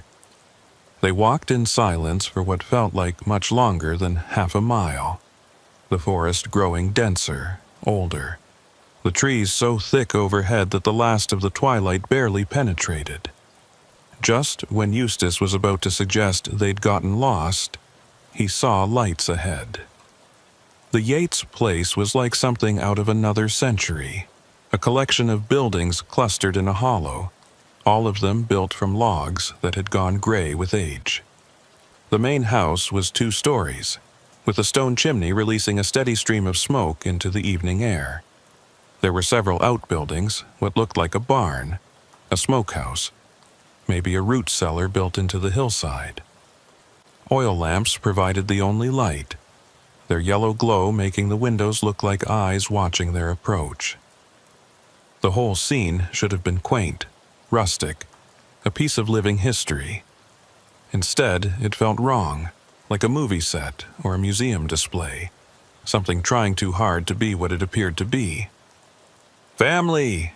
Zebediah called out as they approached the main house. "We got company!" The door opened before they reached it, and a woman stepped out onto the porch. She was younger than Zebediah, maybe 40, with long dark hair pulled back in a severe bun and wearing a dress that looked homemade. Her face would have been pretty if not for something in her expression, a blankness that reminded Eustace of old photographs where people had to hold still for so long their faces lost all animation. "This is my wife, Prudence," Zebediah said. "Prudence, this here's—" He paused, and Eustace realized he'd never given his name. "Eustace Pruitt," he supplied. "My truck broke down out on the road." Prudence nodded, that same slow gesture her husband had used. "Welcome, Mr. Pruitt. Supper's just about ready. You'll join us." It wasn't a question. The inside of the house was even more disorienting than the outside. Everything was handmade, from the furniture to the dishes to the cloth on the table. There was no electricity that Eustace could see, just oil lamps and candles providing pools of light that made the shadows seem deeper. The smell of cooking meat filled the air, along with something else, something earthier and less pleasant that he couldn't quite identify. A fire crackled in the massive stone fireplace, providing the only heat he could detect. "You'll meet the rest of the family at supper," Zebediah said, gesturing for Eustace to sit in a chair that looked like it had been carved from a single piece of wood. "We don't get many visitors here. This is a treat for us." The way he said "treat" made Eustace's skin crawl, but he sat anyway, trying to maintain a polite facade while his mind worked on escape plans. He could claim he needed something from his truck, make a run for it. But then what? Walking through those woods in the dark would be dangerous, even if the Yates family was completely normal, which they clearly weren't. Others began filing into the room, and Eustace's unease deepened into genuine fear. There were too many of them, at least a dozen people of various ages, all with that same blank expression, those same pale eyes that didn't quite focus right. They moved in coordination, like a flock of birds or a school of fish, each aware of the other's positions without looking. There were children among them, ranging from maybe 5 to teenage years, all dressed in handmade clothes that belonged to another era. None of them spoke, just took their places at the long table with practiced precision. The last to enter was a young woman, probably 18 or 19, with the same dark hair as Prudence but with something different in her face. Her eyes, while still that unsettling pale blue, had more life in them, more awareness. She looked at Eustace with what might have been curiosity or sympathy or warning. He couldn't tell which. "This is our daughter, Minerva," Prudence said, noticing Eustace's attention. "Minerva, this is Mr. Pruitt. His truck broke down." Minerva nodded, but unlike the others, her movement was quick, normal, human. "Pleased to meet you, Mr. Pruitt," she said, and her voice too was different, containing inflections and emotions the others lacked. She took a seat across from him, and he noticed how the other family members seemed to shift slightly away from her, as if she was something foreign in their midst. The meal was served in wooden bowls, some kind of meat stew that Eustace couldn't identify. It tasted gamey, wild, not unpleasant but unfamiliar. No one spoke during the meal except to ask for things to be passed, and even those requests were made in whispers. The only sounds were the clink of wooden spoons against wooden bowls, the crackle of the fire, and somewhere in the walls, a scratching that might have been mice or might have been something else. Eustace forced himself to eat, knowing he'd need strength for whatever came next. He kept glancing at Minerva, who seemed to be the only one actually eating rather than just going through the motions. The others moved food to their mouths, chewed, swallowed, but mechanically, without any sign of taste or satisfaction. It was like watching automatons programmed to simulate a family dinner. "You've been driving these roads long?" Zebediah finally asked, breaking the oppressive silence. Eustace nodded, swallowing a mouthful of the strange meat. "About 30 years, give or take." Zebediah's pale eyes seemed to brighten slightly. "Then you know about the old families, the ones that were here before the government made the forest a park." It wasn't really a question, but Eustace nodded anyway. He did know the stories, families that had lived in these hollers since before Kentucky was a state. Forced out when the Daniel Boone National Forest was established, some of them refusing to leave, becoming squatters in their own ancestral homes. "We never left," Zebediah continued, confirming what Eustace had already suspected. "This land's been ours for 200 years. The government says it belongs to them now, but the land knows better. The land knows who its real children are." The others around the table nodded in unison, that disturbing synchronized movement that made them seem like extensions of a single organism. Only Minerva remained still, her eyes fixed on her bowl. "Must be hard living out here without modern conveniences," Eustace said, trying to keep the conversation normal, trying to pretend this was just a backward family and not something far stranger. Prudence made a sound that might have been a laugh but came out more like a cough. "Modern conveniences," she repeated. "That's what destroyed the world outside these woods. Electricity, telephones, automobiles, all of it just ways to separate people from the land, from what's real. But we found a way to stay connected," Zebediah added, and now his pale eyes were definitely brighter, almost luminous in the lamplight. "The land taught us how, showed us what we needed to do to remain its children." He paused, looking around at his family, all of whom were now staring at Eustace with those same bright eyes. "Would you like to see?" Every instinct screamed at Eustace to say no, to make an excuse, to get out of this house immediately. But he was surrounded, outnumbered, and the darkness outside was complete now. "Maybe after supper," he said, forcing a smile. "That stew's sitting heavy, and I'm pretty tired from the drive." Minerva suddenly stood, the scrape of her chair loud in the quiet room. "I'll show Mr. Pruitt to his room," she said, not looking at her parents. "He must be exhausted." Zebediah's eyes narrowed slightly, but Prudence placed a hand on his arm. "Yes, that's fine, Minerva. The blue room is ready." Eustace followed Minerva up a narrow staircase, the wood creaking under their weight. The upper floor was darker, only a single oil lamp in the hallway providing light.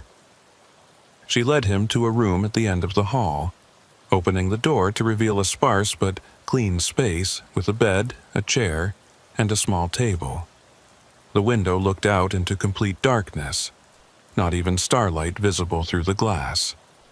"Lock your door," Minerva whispered, so quiet he almost missed it. "No matter what you hear, don't open it until sunrise."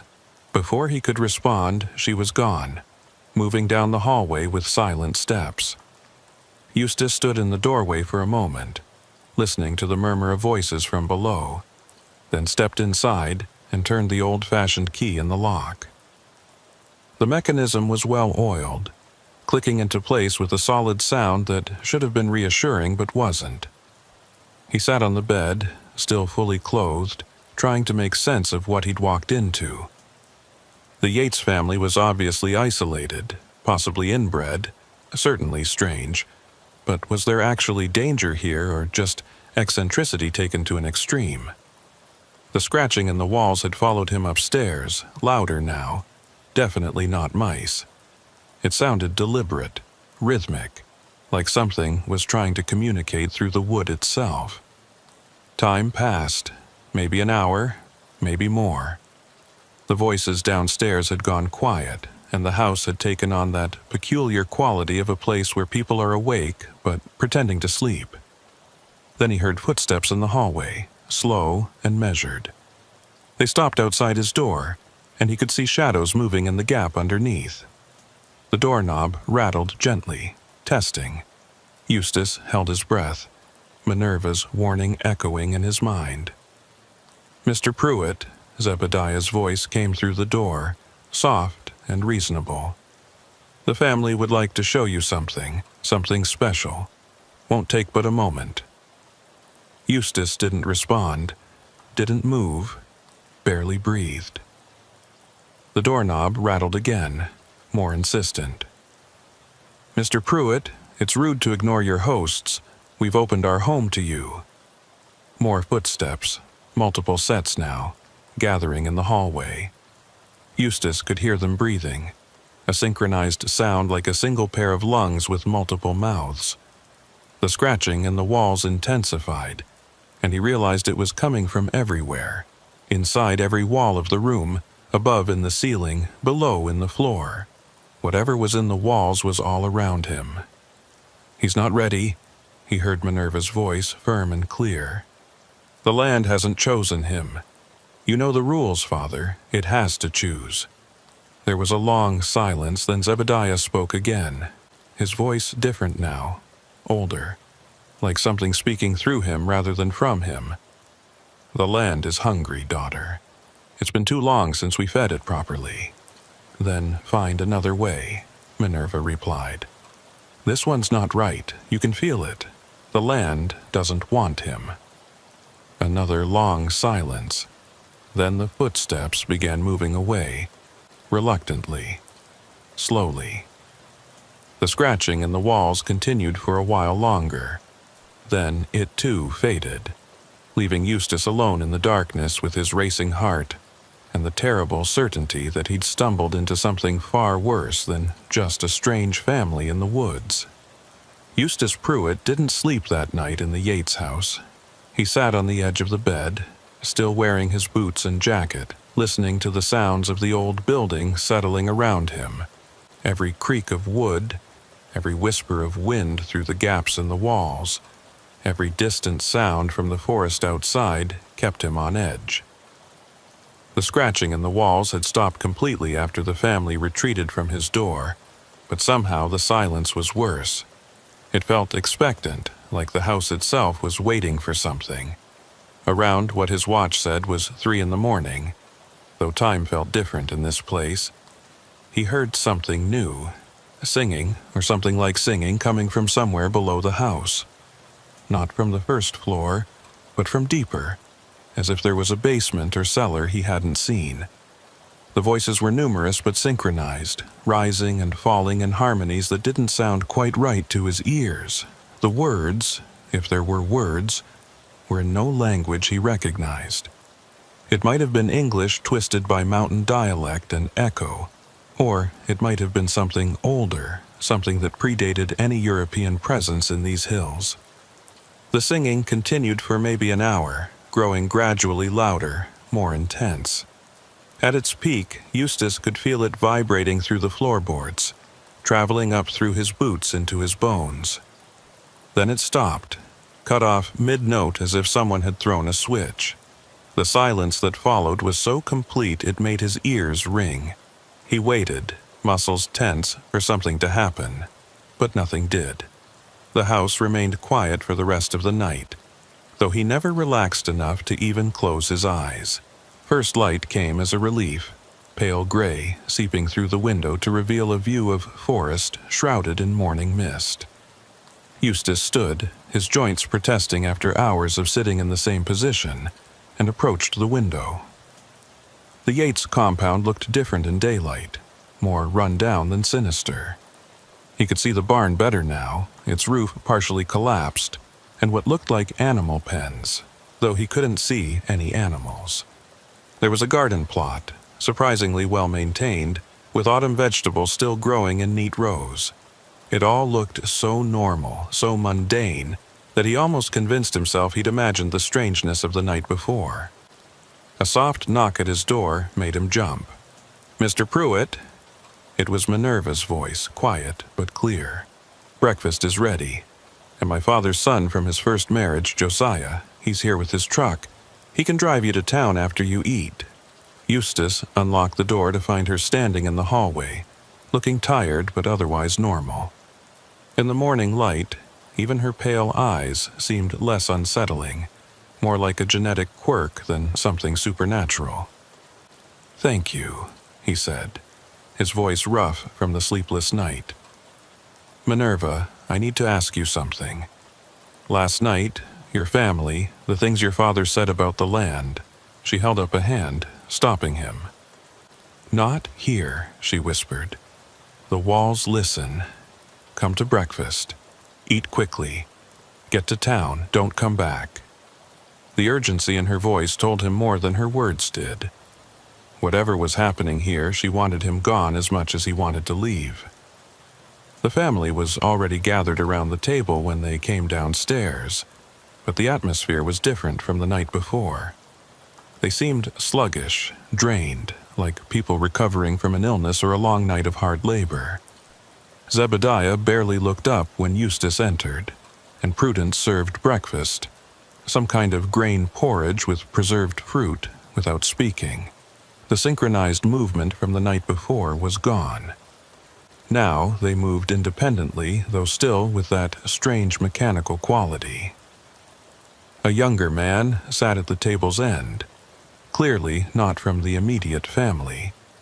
He was perhaps 30, with darker hair and brown eyes that looked startlingly normal after all the pale blue ones. "This is Josiah," Zebediah said without enthusiasm. "He'll take you to town." Josiah nodded, not quite meeting Eustace's eyes. There was something ashamed in his expression, or maybe afraid. Eustace ate quickly, barely tasting the food. The scratching had started again in the walls, faint but persistent, and he noticed how the family members would occasionally pause, tilting their heads as if listening to something only they could hear. Once, they all turned to look at the same spot on the wall simultaneously, their pale eyes tracking something invisible moving across it.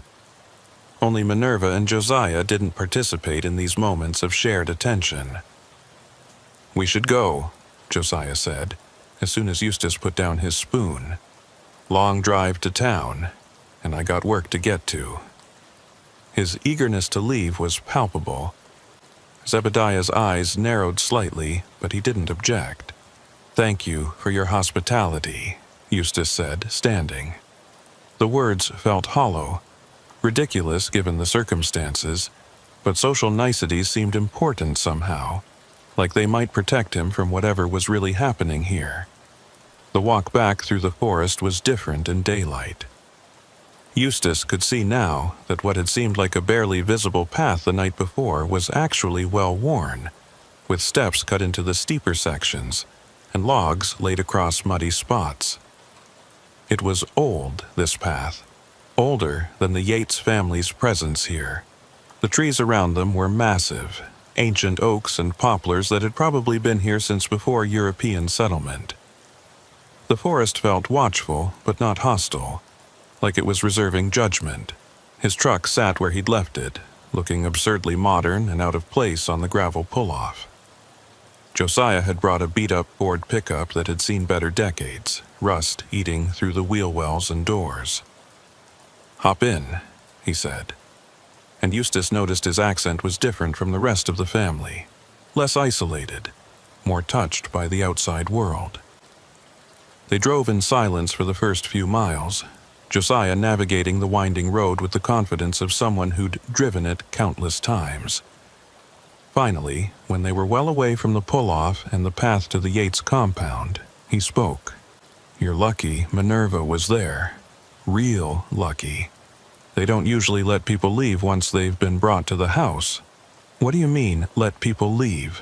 Eustace asked, though he wasn't sure he wanted to know the answer. Josiah was quiet for a long moment, his hands tight on the steering wheel. "My father, Zebediah, he found something in those woods when he was young. Or something found him. Changed him, changed the whole family. Well, the ones that stayed, anyway. My mother, his first wife, she got me out when I was 10, saw what was happening and ran. But the others..." He trailed off, and Eustace could see him struggling with how much to say. "The others stayed," Eustace prompted. Josiah nodded. "They feed it. Whatever's in those woods, under that land, they feed it. Animals mostly, deer and such. But sometimes..." He stopped again, shaking his head. "Sometimes hikers go missing in the Daniel Boone. Cars break down on this road and people vanish. Not often, maybe once every few years, but enough." The implication hung heavy in the truck's cab. Eustace thought about the meat stew from the night before, its unfamiliar taste, and his stomach turned. "Was I..." He started, but couldn't finish the question. "You were supposed to be," Josiah admitted. "Your truck breaking down right there, that wasn't coincidence. The land, it can do things. Mechanical things especially. It can make them fail. It's been getting stronger, hungrier. But Minerva, she's different. She's resisted it somehow, kept some part of herself separate. She convinced them you weren't right, that the land hadn't chosen you." "Why does she stay?" Eustace asked. "If she knows what they're doing, why doesn't she leave?" Josiah's expression darkened. "You can't leave if you've been claimed. The few who've tried, the land brings them back. Dead or alive, it brings them back. Minerva's been claimed since birth, born into it. She's trapped, but she does what she can to minimize the damage, to save people when possible." They were approaching the outskirts of a small town now, buildings appearing through the trees. Eustace could see a gas station, a diner, normal signs of civilization that seemed almost miraculous after the night he'd had. "What should I do?" he asked. "Should I report this to someone?" Josiah laughed, bitter and short. "Report what? That a strange family in the woods made you uncomfortable? That you think something's living under their land? They've been there for generations. Local law knows to stay away. State police won't find anything if they look. The land hides what it wants hidden. He pulled into the gas station and parked. There's a mechanic here who can arrange a tow for your truck. Don't go back for it yourself. Let someone else handle it, someone who doesn't know where you spent the night. He paused, then reached into his pocket and pulled out something wrapped in cloth. Minerva wanted me to give you this. Said it might help if the land tries to follow you. Eustace unwrapped the cloth to find a small piece of wood, carved with symbols he didn't recognize. It was warm to the touch, almost uncomfortably so. "What is it?" he asked, but Josiah was already backing away. "I don't know, and I don't want to know. Minerva knows things, old things. If she says it'll help, it probably will. Just don't come back to this part of Kentucky. Ever. The land has a long memory, and it doesn't like being denied." With that, Josiah got back in his truck and drove away, leaving Eustace standing in the gas station parking lot with the carved wood in his hand and the memory of the night burning in his mind. He arranged for the tow, caught a ride to the next town where he could rent a car, and eventually made it to Hazard to explain the delay to his employer. But he never forgot the Yates family, never stopped wondering about Minerva trapped in that house, never stopped feeling grateful for whatever instinct or intervention had saved him from becoming another missing person in the Daniel Boone National Forest. The carved piece of wood sat on his dashboard for the rest of his trucking career, a reminder and a warning. And he kept his promise to Josiah, never driving through that part of Kentucky again, even when it would have saved hours on a run. Some shortcuts, he'd learned, cost more than time. Some roads led to places that existed outside the normal world, where different rules applied and different hungers needed to be fed. But the story didn't end there. 3 years after his night at the Yates compound, Eustace was at a truck stop in Tennessee when he overheard a conversation that made his blood run cold. 2 drivers were discussing a colleague who'd gone missing on Route 15 through the Daniel Boone National Forest. His truck had been found on a gravel pull-off, engine seized, no sign of the driver. The description of the location was unmistakable.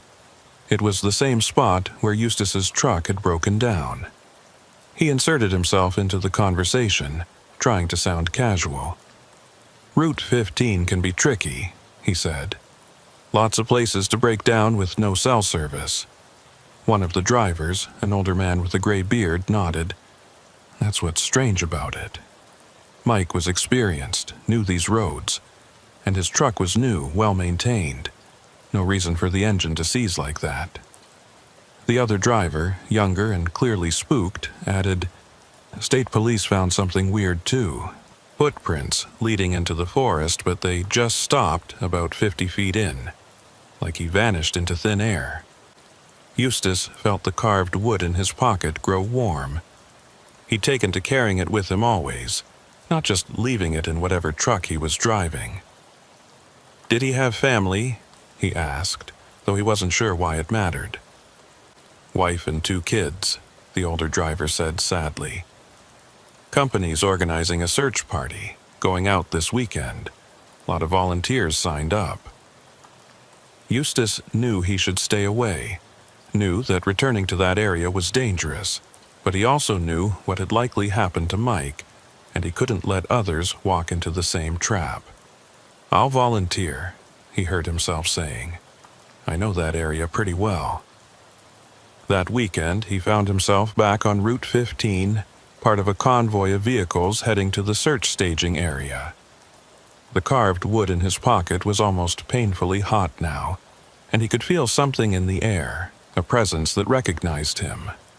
As they passed the pull-off where Mike's truck had been found, and where his own had broken down 3 years earlier,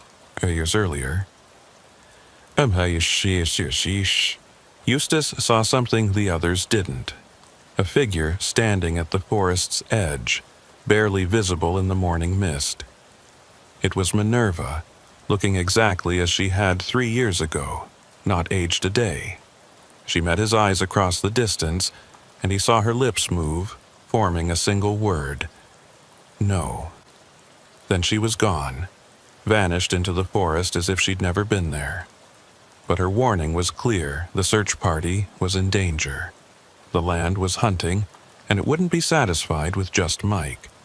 The search was organized with military precision, groups of 4 spreading out through the forest in a grid pattern. Eustace made sure he was in the group assigned to search the area leading toward the Yates compound, though he didn't mention knowing about it. His group consisted of himself, 2 local volunteers who seemed to know the forest well, and a young state police officer who kept checking his GPS unit and frowning at the readings. "Something wrong with your equipment?" Eustace asked the officer, though he suspected he knew the answer. "It keeps glitching," the officer replied. "Shows us in different places every few seconds. Must be interference from the mountains or something." It wasn't interference. It was the land itself, warping their perception of space, trying to lead them astray. They'd been searching for about an hour, finding nothing but disturbed leaf litter that could have been caused by any passing animal, when Eustace heard it. That scratching sound, the one from the walls of the Yates house, but now coming from the trees themselves. The others didn't seem to notice at first, but gradually they all stopped, looking around uneasily. "You hear that?" one of the volunteers asked, a local man named Carl, with the weathered face of someone who'd spent his life outdoors. "Sounds like something's in the trees." The scratching grew louder, surrounding them, and Eustace realized with cold certainty that they were being herded, pushed in a specific direction, toward the Yates compound. "We need to go back," he said urgently. "Now. This area isn't safe." The state police officer looked at him skeptically. "We haven't finished our grid. And what do you mean, not safe? You know something about this area?" Before Eustace could answer, the second volunteer, a younger man named Dennis, pointed through the trees. "There's a building over there. Looks like an old cabin or something." It wasn't a cabin. Even from a distance, Eustace recognized one of the Yates outbuildings. They'd been led here despite supposedly searching in a grid pattern that should have taken them in a different direction entirely. The land had folded space somehow, brought them where it wanted them. "Don't go near it," he said, but Dennis was already walking toward the structure, drawn by curiosity or something else. The building was the smokehouse he'd seen from his bedroom window, but it looked different now. Older, more decrepit, with symbols carved into the doorframe that hurt to look at directly. Dennis reached for the door handle, and Eustace grabbed his arm. "Don't," he said firmly. "Trust me, you don't want to see what's in there." But it was too late. The door swung open on its own, revealing darkness that seemed to swallow light. And from that darkness came a smell. Meat, yes, but meat that had been cured in ways that weren't meant for normal consumption. The officer shone his flashlight into the opening, and for a moment, Eustace saw shapes hanging from hooks. Shapes that were the wrong size and configuration to be deer or cattle. The officer stumbled backward, his face pale. "Jesus Christ," he whispered. Are those?" He didn't finish the sentence, didn't need to. They all knew what they were looking at. Carl was already on his radio calling for backup, his voice shaking, but the radio produced only static. That same dead air Eustace remembered from 3 years ago. Then they heard voices approaching through the forest. The Yates family, all of them, moving through the trees with that synchronized gait Eustace remembered. Zebediah was in the lead, looking unchanged from 3 years ago, those pale eyes bright with something that might have been hunger or anticipation. Behind him came Prudence and the others, all except Minerva. "You brought them back," Zebediah said to Eustace, his voice carrying that same otherworldly resonance. "The land remembers you. It's been calling for you. The family spread out, surrounding the search party, moving with predatory precision. The scratching in the trees intensified, and Eustace realized it was coming from inside the trees, from things living in the wood itself. "Run," he told the others, pulling out the carved wood Minerva had given him. It was burning hot now, almost too hot to hold, but he gripped it tight. "Run, and don't look back." But where could they run? The forest around them seemed to shift and change, paths appearing and disappearing, distances becoming fluid. Carl tried to move toward what should have been the way back, but somehow ended up closer to the smokehouse. Dennis turned to run in the opposite direction, but found himself facing the Yates family again.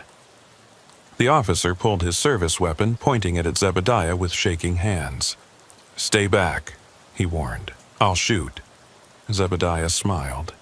An expression that looked wrong on his face, like something pretending to be human had learned the gesture but not the emotion behind it. "Bullets don't harm what we serve," he said. "The land is older than your weapons, older than your laws." That's when Minerva appeared, stepping out from behind a massive oak tree. But she was different now, changed. Her pale eyes were brighter, almost luminous, and her skin had taken on a grayish cast like stone or old wood. She looked at Eustace with something like regret. "I tried to warn you," she said. "Tried to keep you away, but the land wants what it wants, and even I can't deny it forever." The carved wood in Eustace's hand suddenly cracked, splitting along invisible fault lines. As it broke apart, he heard a sound like screaming, though whether it came from the wood or from something in the forest he couldn't tell. The pieces fell to the ground, smoking and turning to ash within seconds. His protection was gone. The moment the carved wood turned to ash at Eustace Pruitt's feet, the forest around them changed. Not physically, not in any way that could be captured on camera or described to someone who hadn't experienced it, but fundamentally. The air became thick, almost solid, like trying to breathe underwater. The trees, which had been imposing but natural before, now seemed to lean inward, their branches reaching down like grasping fingers, and the ground beneath their feet felt unstable, as if they were standing on something alive, something that could open up and swallow them at any moment. The state police officer fired his weapon, 3 shots in rapid succession aimed at Zebediah Yates. The sounds were muffled, wrong, like firing a gun inside a dream. The bullets hit their target. Eustace saw them hit, saw Zebediah's body jerk with the impacts. But the old man didn't fall. He looked down at the holes in his chest with mild interest, then back up at the officer. No blood flowed from the wounds. Instead, something dark and viscous seeped out, something that moved with purpose, crawling back into the wounds and sealing them. "I told you," Zebediah said, his voice carrying that otherworldly resonance that seemed to come from the earth itself. "We don't die like normal folks anymore. Haven't for years. The land keeps us going, long as we keep it fed." He took a step forward, and the officer stumbled backward, his face pale with shock and terror. Carl and Dennis were frozen in place, their minds unable to process what they were seeing. Minerva moved then, placing herself between the search party and her family. "Father, please, not like this, not in daylight. The outside world will notice. They'll send more people, investigators, federal agents. You know what happened to the Blackwood family over in Bell County when they got careless." Her words seemed to give Zebediah pause. He tilted his head, those pale eyes unfocused as if listening to something only he could hear. "The land is so hungry," he said finally, his voice smaller, almost plaintive. "It's been 3 years since a proper feeding. Mike wasn't enough, just an appetizer. It needs more." Prudence stepped forward, placing a hand on her husband's arm. Her touch seemed to calm him, or maybe it was whatever was speaking through him that calmed. "The girl is right," Prudence said, though her hungry gaze never left the search party. "We must be careful. The old ways are best. Accidents, disappearances, things that can be explained away." Eustace found his voice, though it came out rough and strained. "Mike, the trucker who went missing, is he in there?" He nodded toward the smokehouse, though he immediately wished he hadn't. Zebediah smiled that wrong smile again. "Parts of him. The land doesn't waste anything. What it doesn't consume directly gets preserved, saved for lean times. Though with the way things have been going, seems like it's always lean times now."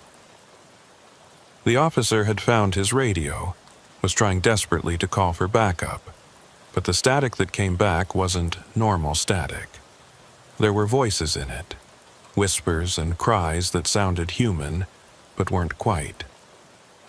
Dennis had started backing away slowly, but with each backward step he took, he seemed to get closer to the Yates family rather than further away.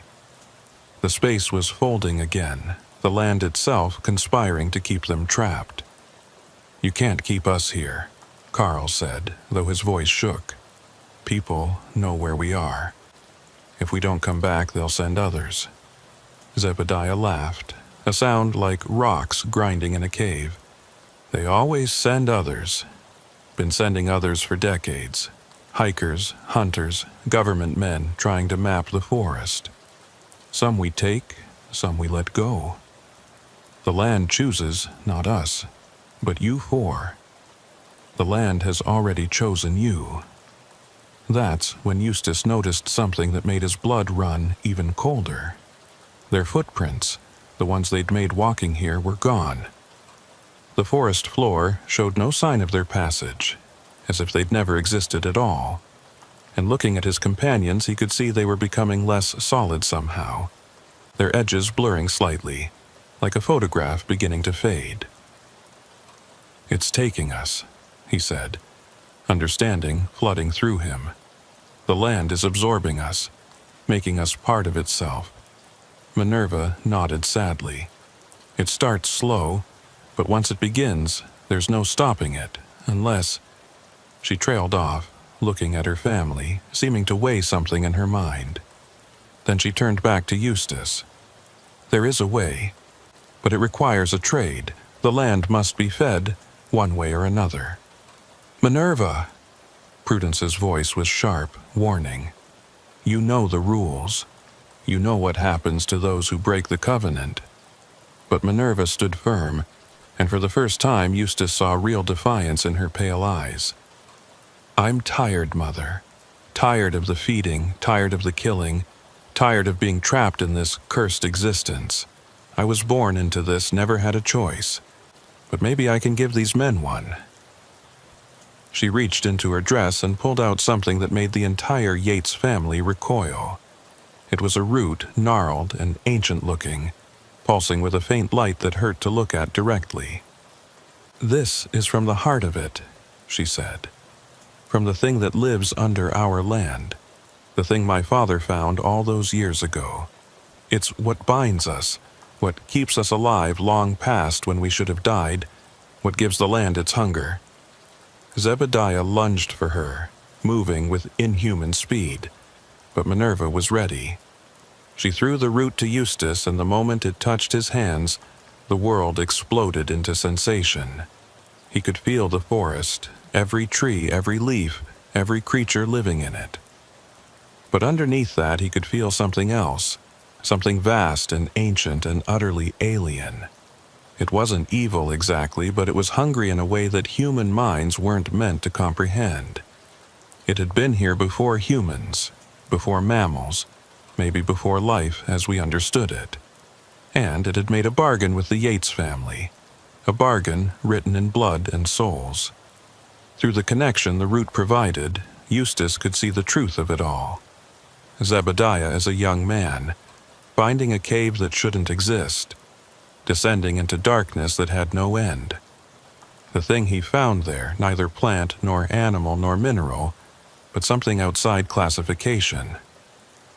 The bargain it offered, immortality and power over the land in exchange for feeding its endless appetite.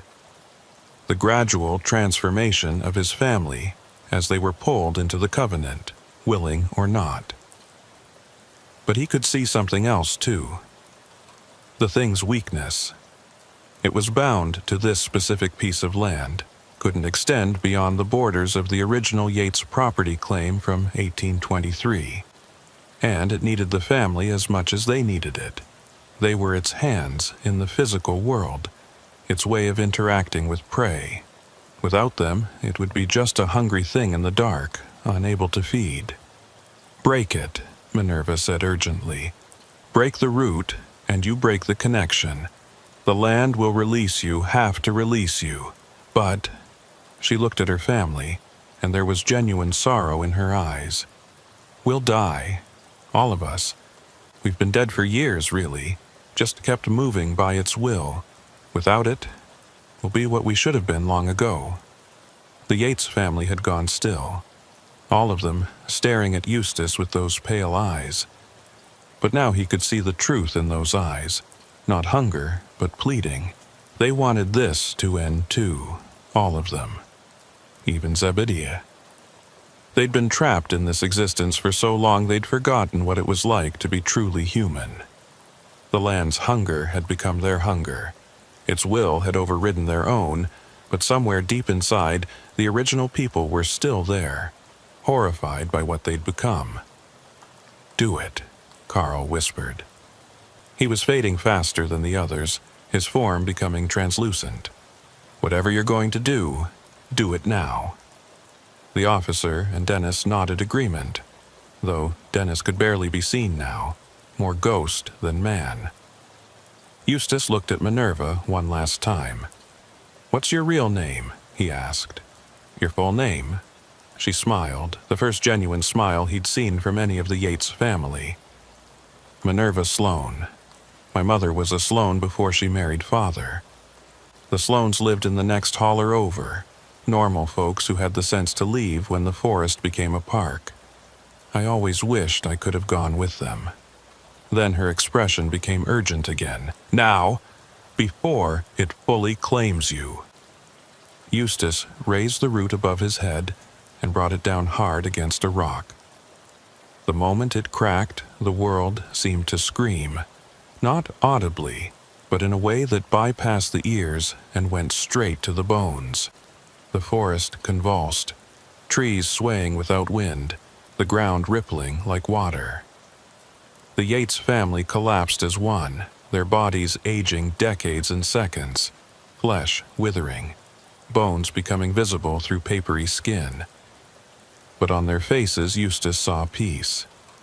The thing underground roared its fury, and for a moment, Eustace could see it clearly through the connection provided by the broken root.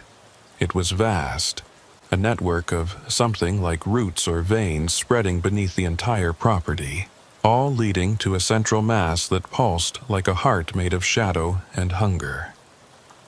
It reached for him through the connection, trying to pull him down into itself, to make him the new anchor for its existence. But Minerva, even as her body crumbled to dust, spoke one last word. It was in a language Eustace didn't recognize, older than English, older than any human tongue. The word severed the connection, sent the thing reeling back into its cave, into its darkness. The forest stopped convulsing. The ground became solid again, and suddenly Eustace could breathe properly for the first time since the wooden charm had burned to ash. Carl, Dennis, and the officer solidified, their forms becoming real and present again. They stood in a circle, looking at where the Yates family had been. All that remained were piles of ancient cloth and bones that looked like they'd been lying there for decades. The smokehouse had collapsed, whatever horrors it contained buried under rotting wood. The other buildings were falling apart too, aging years and seconds, returning to the ruins they should have been. "What the hell just happened?" the officer asked, his voice barely above a whisper. What was that thing? Eustace picked up a handful of dust that had been Minerva Sloane, letting it run through his fingers. Something that should have stayed buried, he said. Something that fed on human lives to maintain its existence in our world. The Yates family found it, or it found them, and they've been feeding it ever since. But it's over now? Carl asked hopefully. Eustace wasn't sure how to answer. The thing was still down there, he could feel it. Weak, but not dead. It would sleep now, maybe for decades, maybe for centuries. But eventually, someone else would find that cave. Someone else would hear its whispers, its promises, and the cycle would begin again. They made their way back through the forest, and this time the path was clear, the distance normal. The search and rescue base camp erupted in relief when they emerged, everyone assuming they'd simply gotten lost in the difficult terrain. The officer made a report about finding human remains in an old abandoned settlement, carefully leaving out the supernatural elements. A recovery team was sent, but they found only what Eustace expected them to find: old bones and the ruins of buildings that had clearly been abandoned for decades. Mike's remains were identified through dental records, along with several other missing persons from over the years. The official story was that they'd stumbled upon an old illegal cemetery, probably used by moonshiners or drug manufacturers to dispose of bodies. The case was turned over to federal authorities, who conducted a thorough investigation but found nothing actionable. The land was quiet now, revealing none of its secrets. But Eustace knew the truth, and it haunted him. He quit trucking after that. Couldn't stand the thought of driving past places where things like that might be lurking. He moved to the city, surrounded himself with concrete and steel and electric lights, things that felt solid and real and human. But sometimes, especially on quiet nights, he could still feel that connection, faint but present, to the thing under the Yates land. He did research, spent years in libraries and archives, tracking similar stories across Appalachia. And he found them. Dozens of accounts spanning centuries. Families that had made bargains with things that shouldn't exist, communities that had disappeared overnight, forests that consumed those who entered them. The mountains were full of these ancient hungers, things that had been here before humans, and would be here after. 5 years after the incident, Eustace received a package with no return address.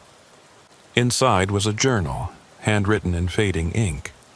It was Minerva Sloane's, hidden somewhere and mailed by someone who'd found it after the investigation. In it, she'd documented everything: the family history, the thing under the land, the names of everyone who'd been fed to it over the years. But more importantly, she'd documented her resistance, how she'd learned to maintain her humanity despite being born into the Covenant.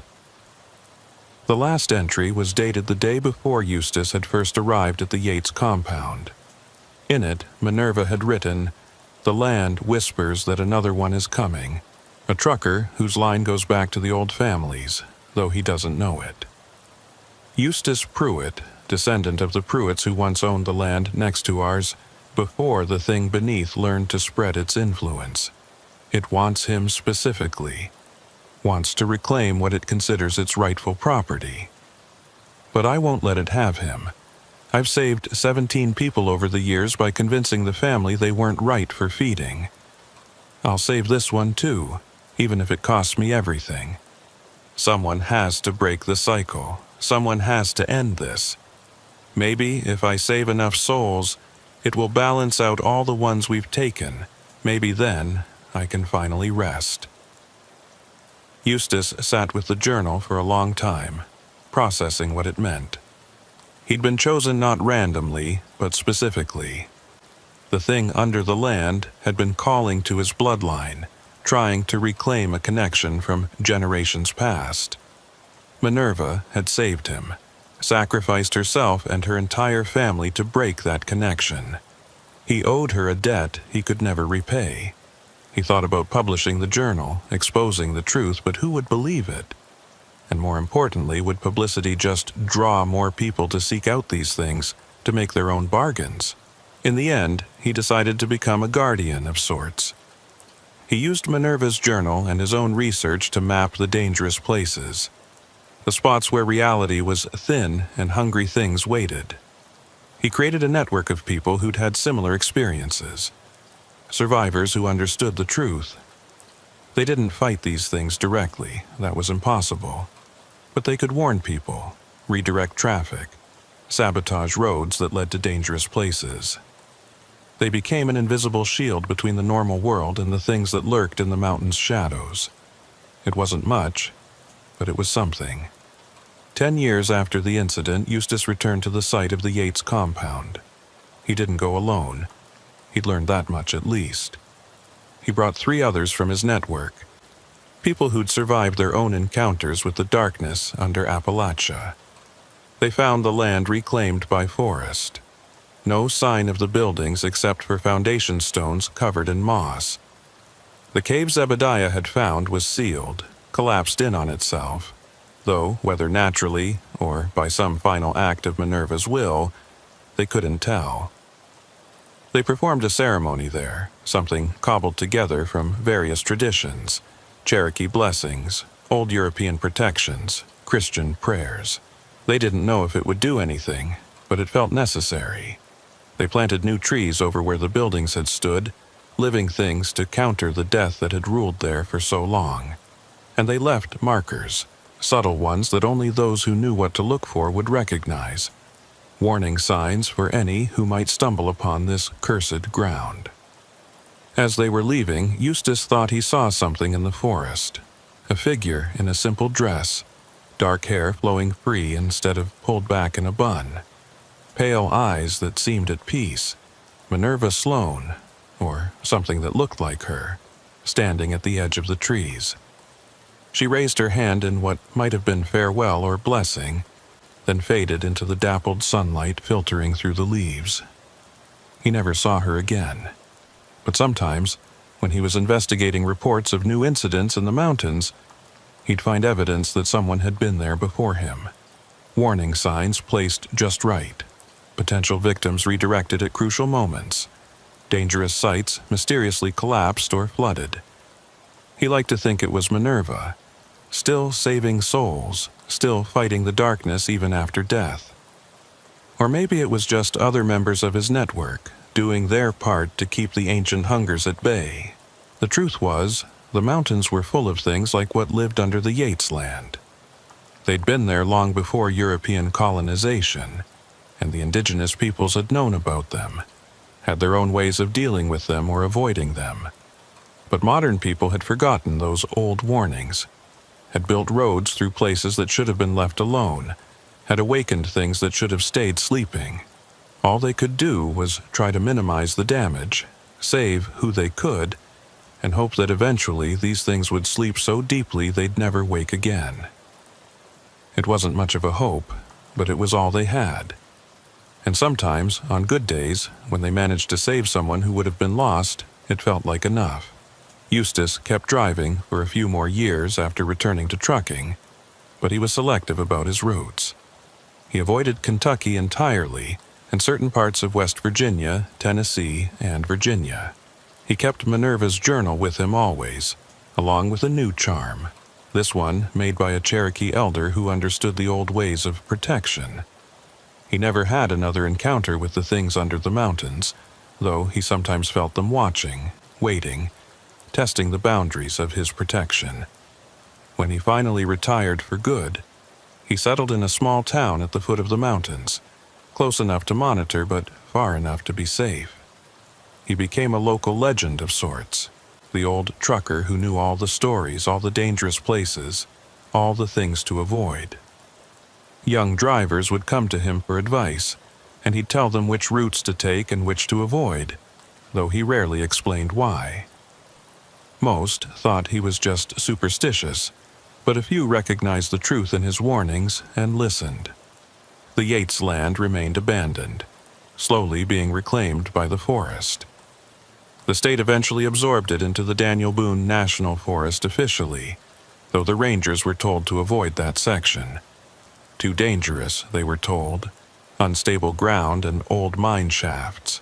The real reason was passed down quietly through certain channels, a secret history that existed parallel to the official one. But Eustace knew it was only a matter of time. The thing under the land was still there, weakened but not destroyed.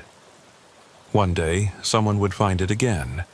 Someone would hear its whispers, its promises, and the cycle would begin anew. All he could do was make sure the warnings were in place, the knowledge preserved, the network ready to respond. It wasn't victory, but it was resistance. And in the face of something that had existed before humans and would exist after, resistance was the best they could hope for. The mountains kept their secrets, their hungers, their darkness. But they also kept their guardians, the ones who stood between the normal world and the things that should not be. Eustace Pruitt was one of them now, had been since the moment he'd broken that route and severed the Yates family's connection to the thing beneath. He'd carry that responsibility until he died, and hopefully someone else would take it up after him. Because the mountains were patient, but so were the people who lived in their shadow. And as long as there were people willing to stand guard, willing to remember the dangers, willing to save others from the darkness, there was hope. Not hope for victory, but hope for continued resistance, continued survival, continued humanity in the face of things that were utterly inhuman. And sometimes, in the battle between light and darkness, between human and inhuman, between the known and the unknowable, survival was victory enough. 23 years had passed since Eustace Pruitt shattered the route and freed the Yates family from their cursed existence. 23 years of watching, waiting, and protecting travelers from the ancient hungers that lurked in the Appalachian shadows. He was 71 now, his hands gnarled from decades of gripping steering wheels, his back bent from too many nights sleeping in truck cabs. But his eyes remained sharp, especially when it came to spotting the signs that others missed. The two perfect pull-offs that appeared where no roadwork had been done, the patches of forest where no birds sang, the places where compasses spun without reason.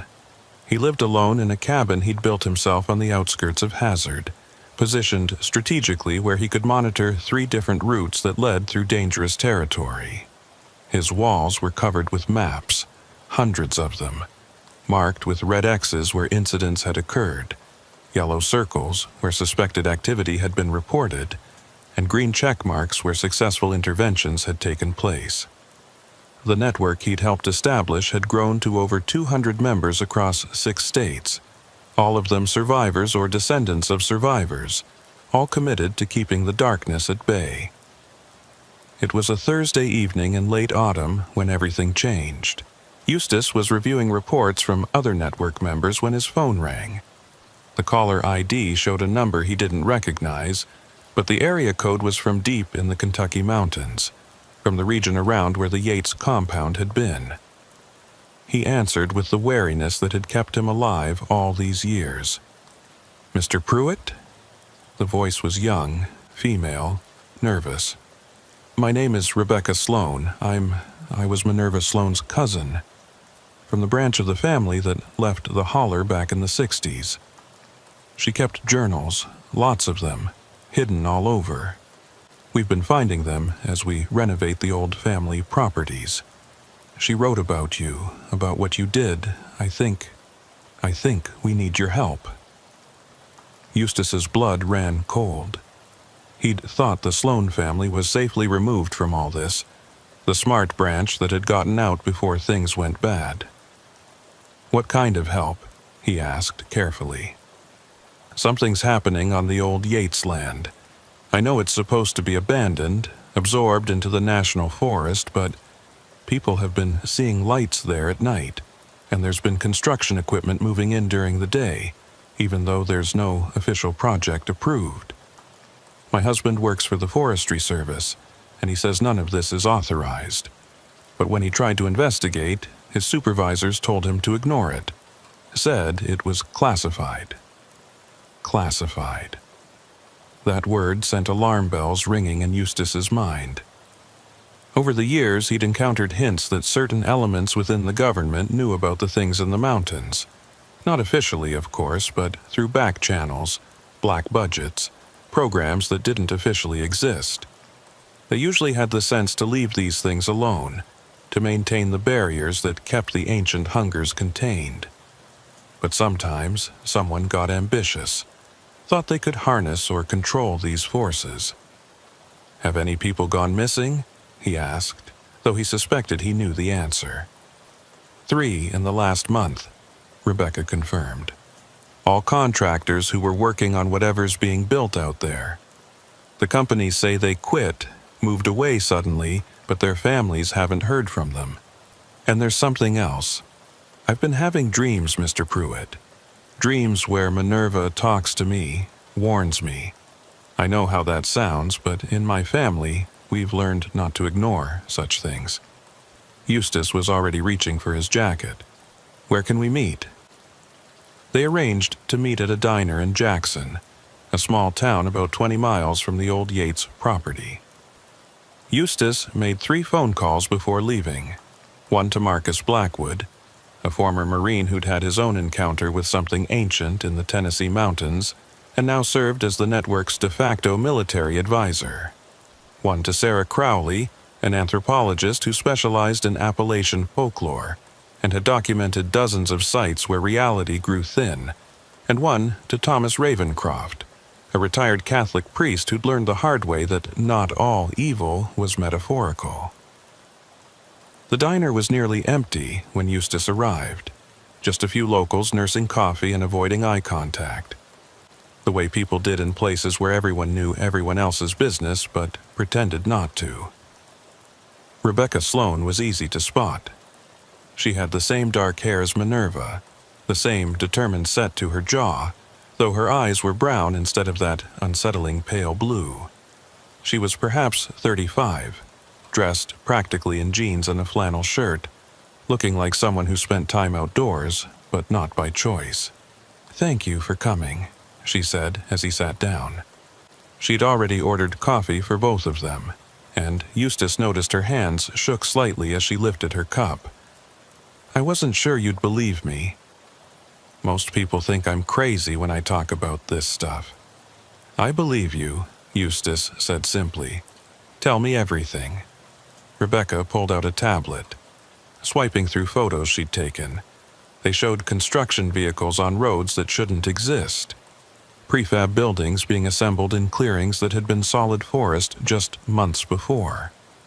But what caught Eustace's attention were the symbols painted on some of the equipment. Not construction company logos, but something older, geometric patterns that hurt to look at directly. "It started 6 months ago," Rebecca explained. "First, just surveyors mapping the area around the old Yates compound. Then they started building, not normal construction. They work mostly at night, and the sounds. My husband was on patrol near there last week, and he said it sounded like drilling, but not into rock. Like they were drilling into something hollow, something that echoed. The cave. They'd found the cave where Zebediah had first encountered the thing beneath the land. Eustace had hoped it would remain sealed, but if someone was actively looking for it, with modern equipment and perhaps old knowledge to guide them. "There's more," Rebecca continued, pulling out a folder of photocopied journal pages. "These are from Minerva's journals, ones we found hidden in the walls of the old Sloane house. She wrote about others, Mr. Pruitt. The thing under the Yates land isn't unique. There's a whole network of them throughout Appalachia, connected somehow, like a root system. And she believed there were people, organized groups, who knew about them and wanted to use them." Eustace studied the journal pages. Minerva's handwriting was precise, scientific almost, documenting observations and theories with meticulous detail. She'd mapped connections between disappearances across multiple states, tracked family lines that had made bargains with these entities, identified patterns in when and where they became active. It was the kind of research Eustace himself had been doing for decades, but Minerva had had an insider's perspective he'd lacked. She called them the harvesters, Rebecca said, pointing to a specific passage. People who knew about the old bargains but thought they could improve on them, make them more efficient. Instead of random feedings, they wanted to industrialize it, turn it into a system. Feed the things beneath regularly and reliably in exchange for something. Power, knowledge, she wasn't sure. Marcus arrived first, his truck pulling into the diner's parking lot with military precision. He was a big man, 6'4", and built like someone who'd never stopped training even after leaving the service. His encounter had been with something in the mountains near Oak Ridge, something that might have been related to the old nuclear facilities or might have been there long before. He never talked about the details, but whatever he'd seen had turned his hair white at 35. Sarah came next, driving a battered Subaru covered in university parking stickers and mud from recent fieldwork. She was small, bookish, the kind of person you'd expect to find in a library rather than trudging through dangerous mountain terrain. But Eustace had seen her face down things that would send most people screaming, armed with nothing but knowledge and an iron will. Thomas was the last to arrive, and the most unexpected. He'd left the priesthood officially, but he still carried himself like a man of faith. Just one whose faith had been complicated by direct experience with things that shouldn't exist. He brought with him a case that Eustace knew contained items the church would deny having, texts and tools for dealing with entities that predated Christianity but had been fought by faithful people for millennia. They convened in the diner's back room, which the owner, who knew Eustace and knew not to ask questions, had cleared for them. Rebecca repeated her story, showed them the photos and journal entries. The others listened without interruption, though Eustace saw Marcus's jaw tighten when she described the nighttime drilling sounds. "It's the Prometheus group," Sarah said finally, her voice certain. "Has to be. I've been tracking rumors about them for years. Defense contractors, officially, but with connections to every black budget program you can imagine. They think the things in the mountains are some kind of untapped resource, like oil or uranium. They don't understand that these entities aren't just powerful. They're fundamentally hostile to human life as we understand it." "How do we stop them?" Rebecca asked. "My husband can't get anyone in authority to listen. The local police have been told to stay away. Even the FBI agent he contacted said it was out of his jurisdiction." "We don't stop them," Marcus said grimly. "We can't. If they're as connected as Sarah says, they have resources we can't match. Best we can do is damage control, try to limit the casualties when things go wrong." But Thomas shook his head. "No, this is different. If they're trying to wake the thing under the Yates land specifically, if they think they can control it." Minerva's journals are clear about what that thing is. It's not just one entity. It's a node, a connection point to something much larger. Wake it properly, feed it enough, and you don't just get local effects. You get regional ones, maybe broader. Eustace had been thinking the same thing. During his encounter 23 years ago, when he'd held the root and felt the thing's true nature, he'd sensed vast connections spreading out like a web. If someone managed to fully activate one node, it might activate others. A cascade effect that could wake things that had been sleeping for centuries. "We need to see what they're doing," he said. "Tonight, Rebecca, can your husband get us past the Forestry Service barriers?" Rebecca nodded. "He's on shift tonight. He can make sure certain areas aren't patrolled for a few hours." They spent the rest of the day preparing. Marcus had brought surveillance equipment, night vision goggles, cameras, devices Eustace didn't fully understand but trusted would work. Sarah had her research materials, including maps that overlaid modern geography with older boundaries, showing where the original Yates property claim intersected with other significant sites. Thomas prepared his tools, blessing water from a mountain spring, preparing oils and salts according to formulas older than the religion that had preserved them. As darkness fell, they drove in 2 vehicles to a forestry service road that Rebecca's husband had marked on their map. From there, it was a 2-mile hike through dense forest to reach the edge of what had been the Yates compound. The trees seemed to press closer as they walked, and Eustace noticed the familiar wrongness in the air, that thickness that meant they were approaching a place where reality wore thin. They smelled it before they saw it. Diesel fumes and something else, something chemical and harsh that didn't belong in the forest. Then, through the trees, lights appeared. Not the warm yellow of the oil lamps the Yates family had used, but harsh white LEDs that turned the forest into a stark landscape of light and shadow. The clearing where the Yates house had stood was unrecognizable, filled with prefab structures, generators, and equipment Eustace couldn't identify. But it was the hole that drew his attention. Where the old smokehouse had been, they'd excavated down, creating a shaft perhaps 30 feet wide that descended into darkness. Metal scaffolding lined the sides and cables ran down into the depths. The drilling Rebecca had mentioned wasn't into rock. They were drilling into the cave system beneath, expanding it, creating easier access to what lay below. "Jesus Christ," Marcus whispered, his night vision goggles pushed up onto his forehead. "They're strip mining it. Whatever's down there, they're trying to extract it." There were people working even at this hour, figures in hazmat suits moving around the hole's edge, checking equipment, taking readings from devices arranged in ritual-looking patterns around the excavation. And there were others, people who stood perfectly still at regular intervals around the perimeter. Guards, Eustace thought at first, but then he noticed how they stood, that familiar, unnatural stillness he remembered from the Yates family. "Those aren't guards," he said quietly. "Those are offerings. People who've already been claimed." Sarah was taking photos with a camera that didn't flash, documenting everything. "Look at the arrangement of the equipment," she said. "It's not random. They're recreating something. A pattern from... God, I think it's from the Dee manuscripts.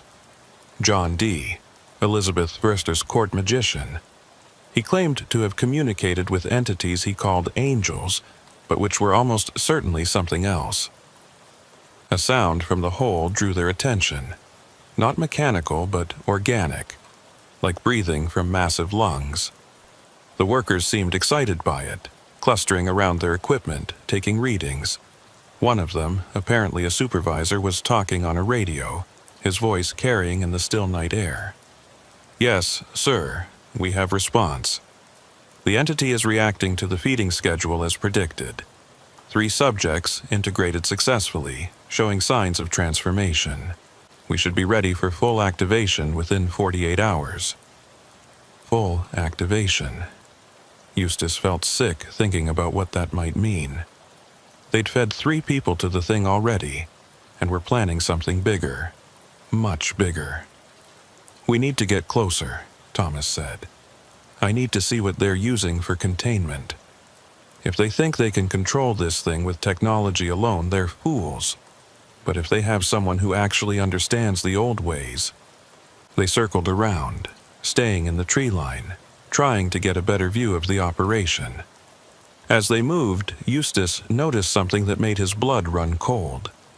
Carved into trees at regular intervals were symbols, not the geometric patterns from the equipment, but older markings, ones he recognized from Minerva's journals. Someone had been here before the Prometheus group, someone who understood the true nature of what lay beneath. They found a position on a slight rise that gave them a view down into the excavation. The shaft descended perhaps 50 feet before opening into a natural cave system.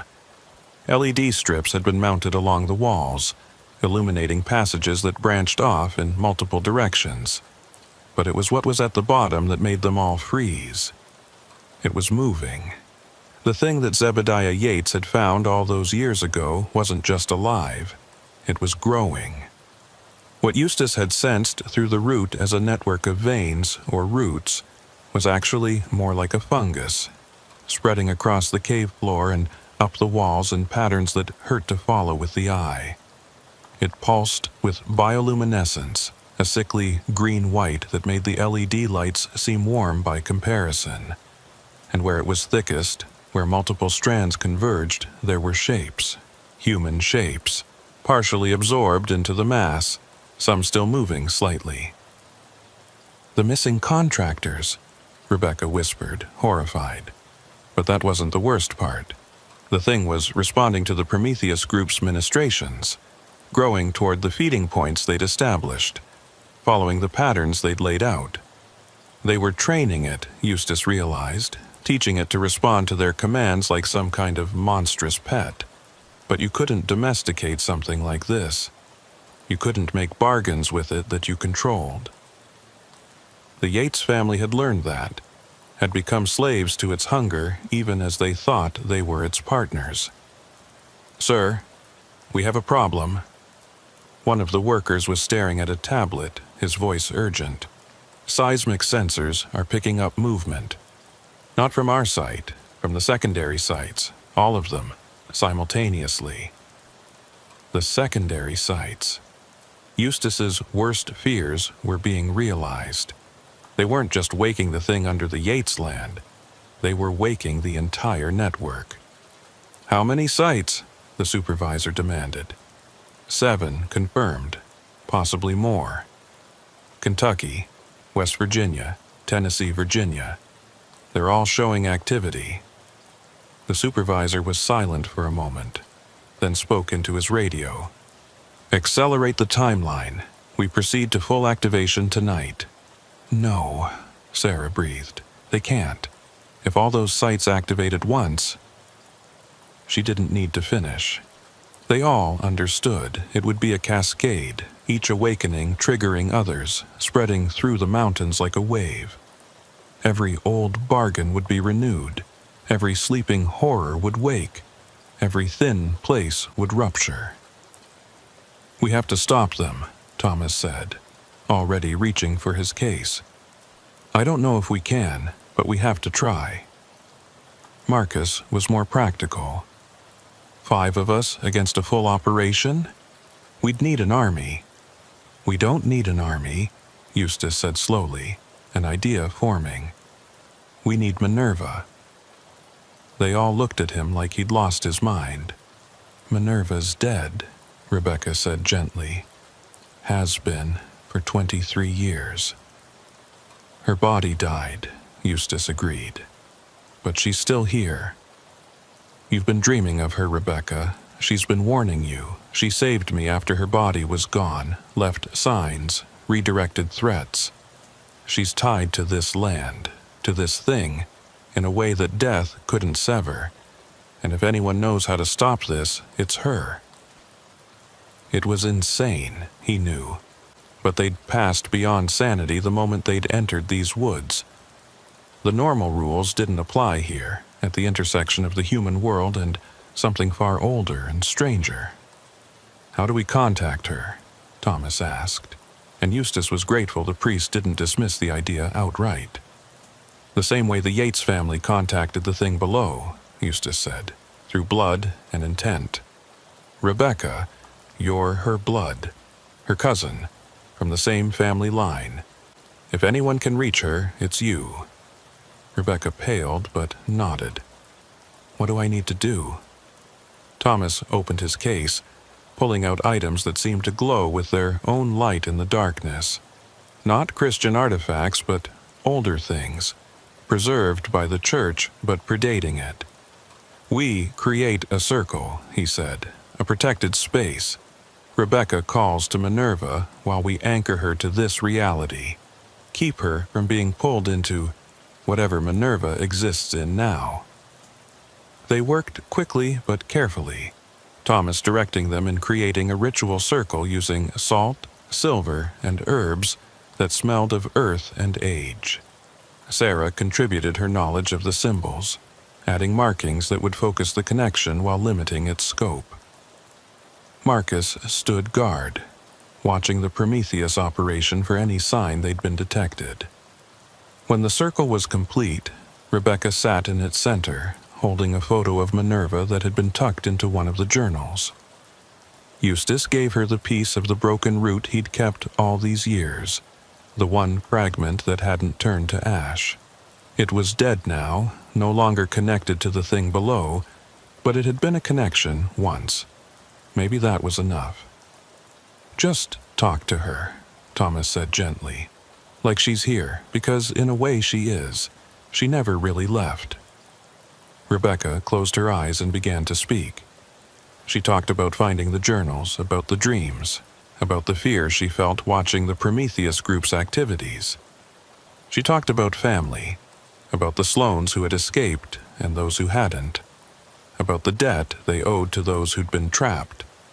And she talked about Minerva specifically, about the cousin she'd never met, but felt she knew through the writings left behind. The temperature dropped suddenly, frost forming on the leaves around them despite the season. The lights from the Prometheus operation flickered, and several of their machines began alarming. But in the circle, there was warmth, a presence that felt like summer sunshine in the mountains. "Rebecca!" The voice came from everywhere and nowhere, clearly Minerva's but changed, deepened by whatever existence she now inhabited. "You came. I knew you would. The family always had strength. They just forgot how to use it when the land turned hungry." Rebecca's eyes snapped open, but they weren't brown anymore. They were pale blue, like Minerva's had been, like all the Yates family had become. But unlike those dead, hungry eyes, these were full of life and purpose. "Eustace Pruitt," the voice continued, and now Minerva was looking at him through Rebecca's eyes. "You kept your promise. You've been protecting people all these years. But tonight, we need to do more than protect. We need to end this permanently." "How?" Eustace asked. "They've fed it. They're waking the entire network. We're just 5 people against all that." Rebecca, smiled sadly. 6 people, and we have something they don't, understanding. They think the thing below is just a resource, just power to be harnessed. They don't understand that it's not from our reality at all. It's an infection, a place where something from outside broke through into our world. The old families didn't make bargains with it. They were infected by it, became part of it while thinking they remained separate. She stood, and the circle's salt line glowed brighter. But infections can be burned out if you're willing to accept the cost. The Prometheus group has actually done us a favor. They've exposed the thing, brought it to the surface, made it vulnerable. And they've activated the network, yes, but that means the connections are open. What flows one way can flow another. "What are you proposing?" Thomas asked, though his expression suggested he already suspected. "A cleansing fire," Minerva said through Rebecca. "Not physical fire. The thing below doesn't burn that way. But spiritual fire, the kind that purifies, the kind that requires sacrifice to kindle." She looked at each of them in turn. "I can do it, but I need anchors in the physical world. People willing to channel that fire, to be conduits for something that will burn out the infection wherever the network touches." "That sounds like it would kill us," Marcus said bluntly. "It might," Minerva admitted. "Or it might just change you, make you something different than you were. The Yates family was changed by serving the hunger. You would be changed by serving the cleansing. It's still a bargain, still a transformation, but one chosen freely, not compelled by hunger." Down in the excavation, activity was intensifying. More workers had arrived, and they were setting up additional equipment around the hole. The thing at the bottom was growing more active, more strands reaching upward, pulsing with that sickly light. "We're running out of time," Sarah observed. "Whatever they're planning, It's happening soon. Eustace made his decision.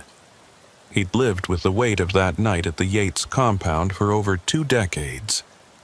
He'd dedicated his life to protecting others from the mountain's hungers. This was the logical conclusion of that dedication. "I'll do it," he said. "I'm old. I've lived my life. If this can end the threat permanently, it's worth the cost." "And Thomas said immediately. "I've spent years studying these things, trying to understand why God allows them to exist. Maybe this is why, so we can choose to stand against them." Sarah nodded.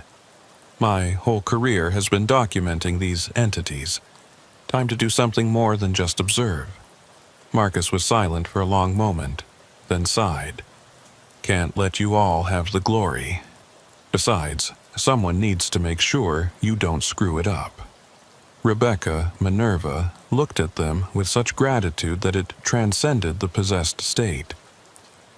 "You don't all need to do this. 1 or 2 would be enough to anchor the cleansing." "We're stronger together," Eustace said firmly. "That's always been humanity's advantage. These things are alone, isolated in their hunger. We have each other." The ritual Minerva described was complex, but not impossible. It required them to physically touch the infected mass while spiritually opening themselves to the cleansing fire. The fire would use them as conduits, spreading through the network to every connected node. It would burn out the infection, seal the breaches between worlds, and end the ancient hungers that had plagued these mountains for millennia. But first, they had to get to the thing itself, past the Prometheus Group's operation. "I can help with that," Rebecca said, her own personality reasserting itself, though Minerva's presence remained.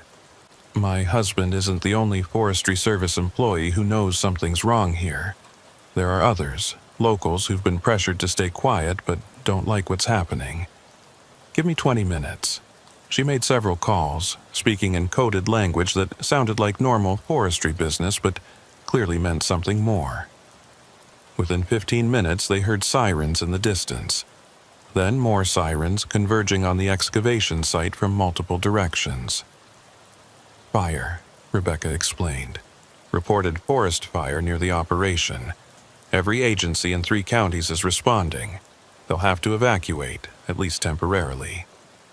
The Prometheus Group tried to resist the evacuation order, but even they couldn't openly defy a dozen fire departments and the state police. They pulled back, taking their essential equipment, but leaving the site itself accessible. They clearly planned to return as soon as the false alarm was resolved. The 5 of them moved quickly, descending into the excavation while the emergency responders were still arguing with the Prometheus supervisor about jurisdiction. The shaft was worse up close, the walls slick with something that wasn't quite fungus, wasn't quite flesh, but something between. The metal scaffolding was already being consumed by it in places, dissolved and incorporated into the growing mass. At the bottom, the thing's true nature was revealed. It wasn't a single entity, but a colony, millions of tiny organisms acting as one vast hunger. Where it had absorbed the contractors, Eustace could see the process. Not digestion, but transformation, converting human flesh into more of itself, while keeping just enough of the original pattern to maintain a mockery of human form. "This is it," Minerva said through Rebecca. "Form a circle, each of you touching the mass. I'll provide the spark, but you need to be the channels. And remember, don't fight the fire. Let it flow through you. Fighting it is what damages you." They arranged themselves around the pulsing mass. Eustace's hand trembled as he reached out to touch it. The sensation was horrific, cold and hungry, trying immediately to begin the process of absorption. He felt his skin beginning to change, to become something not quite human. Then the fire came. It started as warmth in his chest, where his heart beat with very human rhythm. Then it spread, following his blood vessels, his nervous system, every pathway that made him who he was. But instead of consuming him, it seemed to be using him as a lens, focusing through his humanity into the inhuman mass he was touching. The thing below screamed, not audibly, but psychically, a sound that reverberated through the network of connections it had established over centuries. Eustace felt those connections clearly now, could sense every node, every place where the infection had taken hold. The Yates compound was just one of dozens, scattered through the Appalachians like cancer cells in otherwise healthy tissue. Through the fire, he heard the others. Thomas was praying, not in Latin, but in something older, words that predated Christ but served the same purpose, acknowledging something greater than human existence while affirming humanity's right to exist. Sarah was reciting names, every person she'd documented who'd been lost to these things, making their deaths mean something by remembering them. Marcus was silent, but his presence was like bedrock, solid and unmovable, an anchor that kept them all grounded. And Rebecca Minerva was the fire itself, burning away the infection with a fury born of 23 years of helpless observation. She had saved 17 people during her life, but now she was saving thousands, maybe millions, who would never know how close they'd come to being consumed. The mass began to shrink, its bioluminescence fading from sickly green to white to nothing. The absorbed contractors were beyond saving, too far transformed to recover, but their suffering ended as the thing that had claimed them died. Through the network, Eustace felt other nodes dying too, the infection burning out as the cleansing fire spread along the connections the Prometheus group had so helpfully activated. He heard screaming from above, the Prometheus workers who'd been claimed, the ones standing guard. They were burning too, the infection in them being purified. Some would survive, return to humanity. Others, too far gone, would finally be allowed to die properly. The fire reached the deep places, the original sources of infection where things from outside had first broken through. These fought back, trying to retreat to their own realm, but the fire followed them, sealing the breaches as it went. Eustace felt realities separating, the boundaries between worlds reasserting themselves, becoming solid again after centuries of erosion. Then, just as suddenly as it had begun, it was over. Eustace found himself lying on cold stone, his hand resting on what looked like ordinary cave moss. The massive fungal mass was gone, leaving only natural cave formations. The others were scattered around him, all unconscious but breathing. Rebecca was herself again, her eyes brown, Minerva's presence gone but somehow at peace. They climbed out of the shaft to find chaos above. The Prometheus group's operation was in ruins, their equipment dead, their computers wiped clean. Several of their workers were being treated by paramedics, apparently suffering from what looked like severe allergic reactions, but was actually their bodies rejecting the last traces of infection. The official story, constructed over the following weeks, was that the Prometheus group had been conducting illegal biological experiments that had gone wrong, resulting in the release of a toxic fungus. The company was shut down, its assets seized, its leadership prosecuted for various environmental and safety violations. The true nature of what they'd been attempting was buried in classified files that would hopefully never see daylight. The 5 who'd channeled the cleansing fire were changed, as Minerva had warned. They could sense the thin places now, feel where reality had been wounded, even if it was healing. They became the new guardians, more effective than the old network, because they could feel threats developing before they manifested. But they also carried a burden, the memory of touching something utterly alien and hostile to human life, and the knowledge that such things existed just outside the boundaries of normal reality.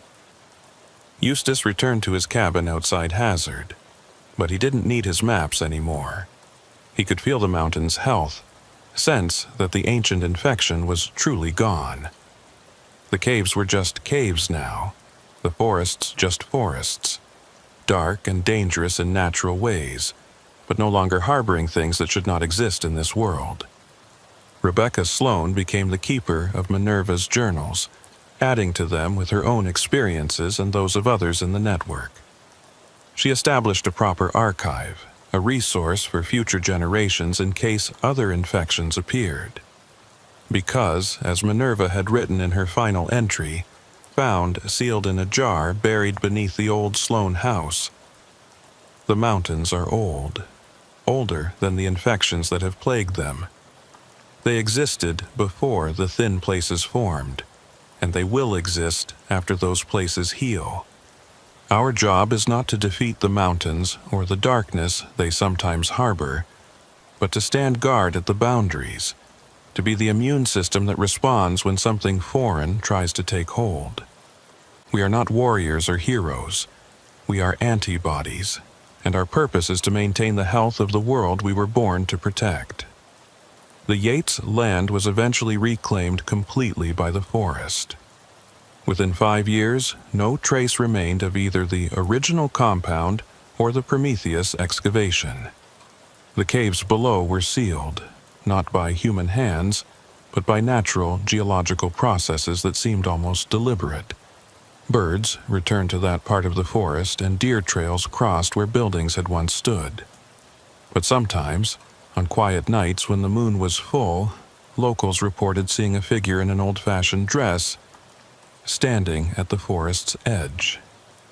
Not threatening or hungry, just watching, keeping guard. They said she looked peaceful, finally at rest after decades of struggle. They said she looked like she was home. Eustace lived another 7 years after the cleansing, training new guardians, teaching them to recognize the signs of infection, showing them how to stand firm at the boundaries between worlds. When he died, it was peacefully, in his sleep, his work complete. His funeral was attended by hundreds, people he'd saved directly and indirectly, people who understood that the world was safer because of his sacrifice. The mountains remain, ancient and enduring. They still hold darkness in their valleys and under their stones, but it's natural darkness now, the kind that belongs in this world. The infections are gone, the thin places healed, the ancient hungers finally satisfied by being starved out of existence.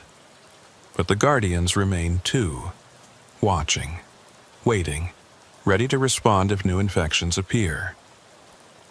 Because the universe is vast and full of things that don't belong in our reality, and as long as humans exist, there will be those who stand at the boundaries, keeping the foreign darkness at bay, maintaining the health of the world through their vigilance and, when necessary, their sacrifice. The Kentucky backroads are safer now, though truckers still tell stories about the places where reality seems thin, where the forest presses too close, where engines fail for no mechanical reason. They pass these stories down like warnings, like protective charms, never knowing how close to the truth they come. And somewhere, in journals and archives carefully maintained, the real story waits, ready for the next generation of guardians who might need to know what once lurked in these mountains, and what might lurk there again if the watch is ever abandoned.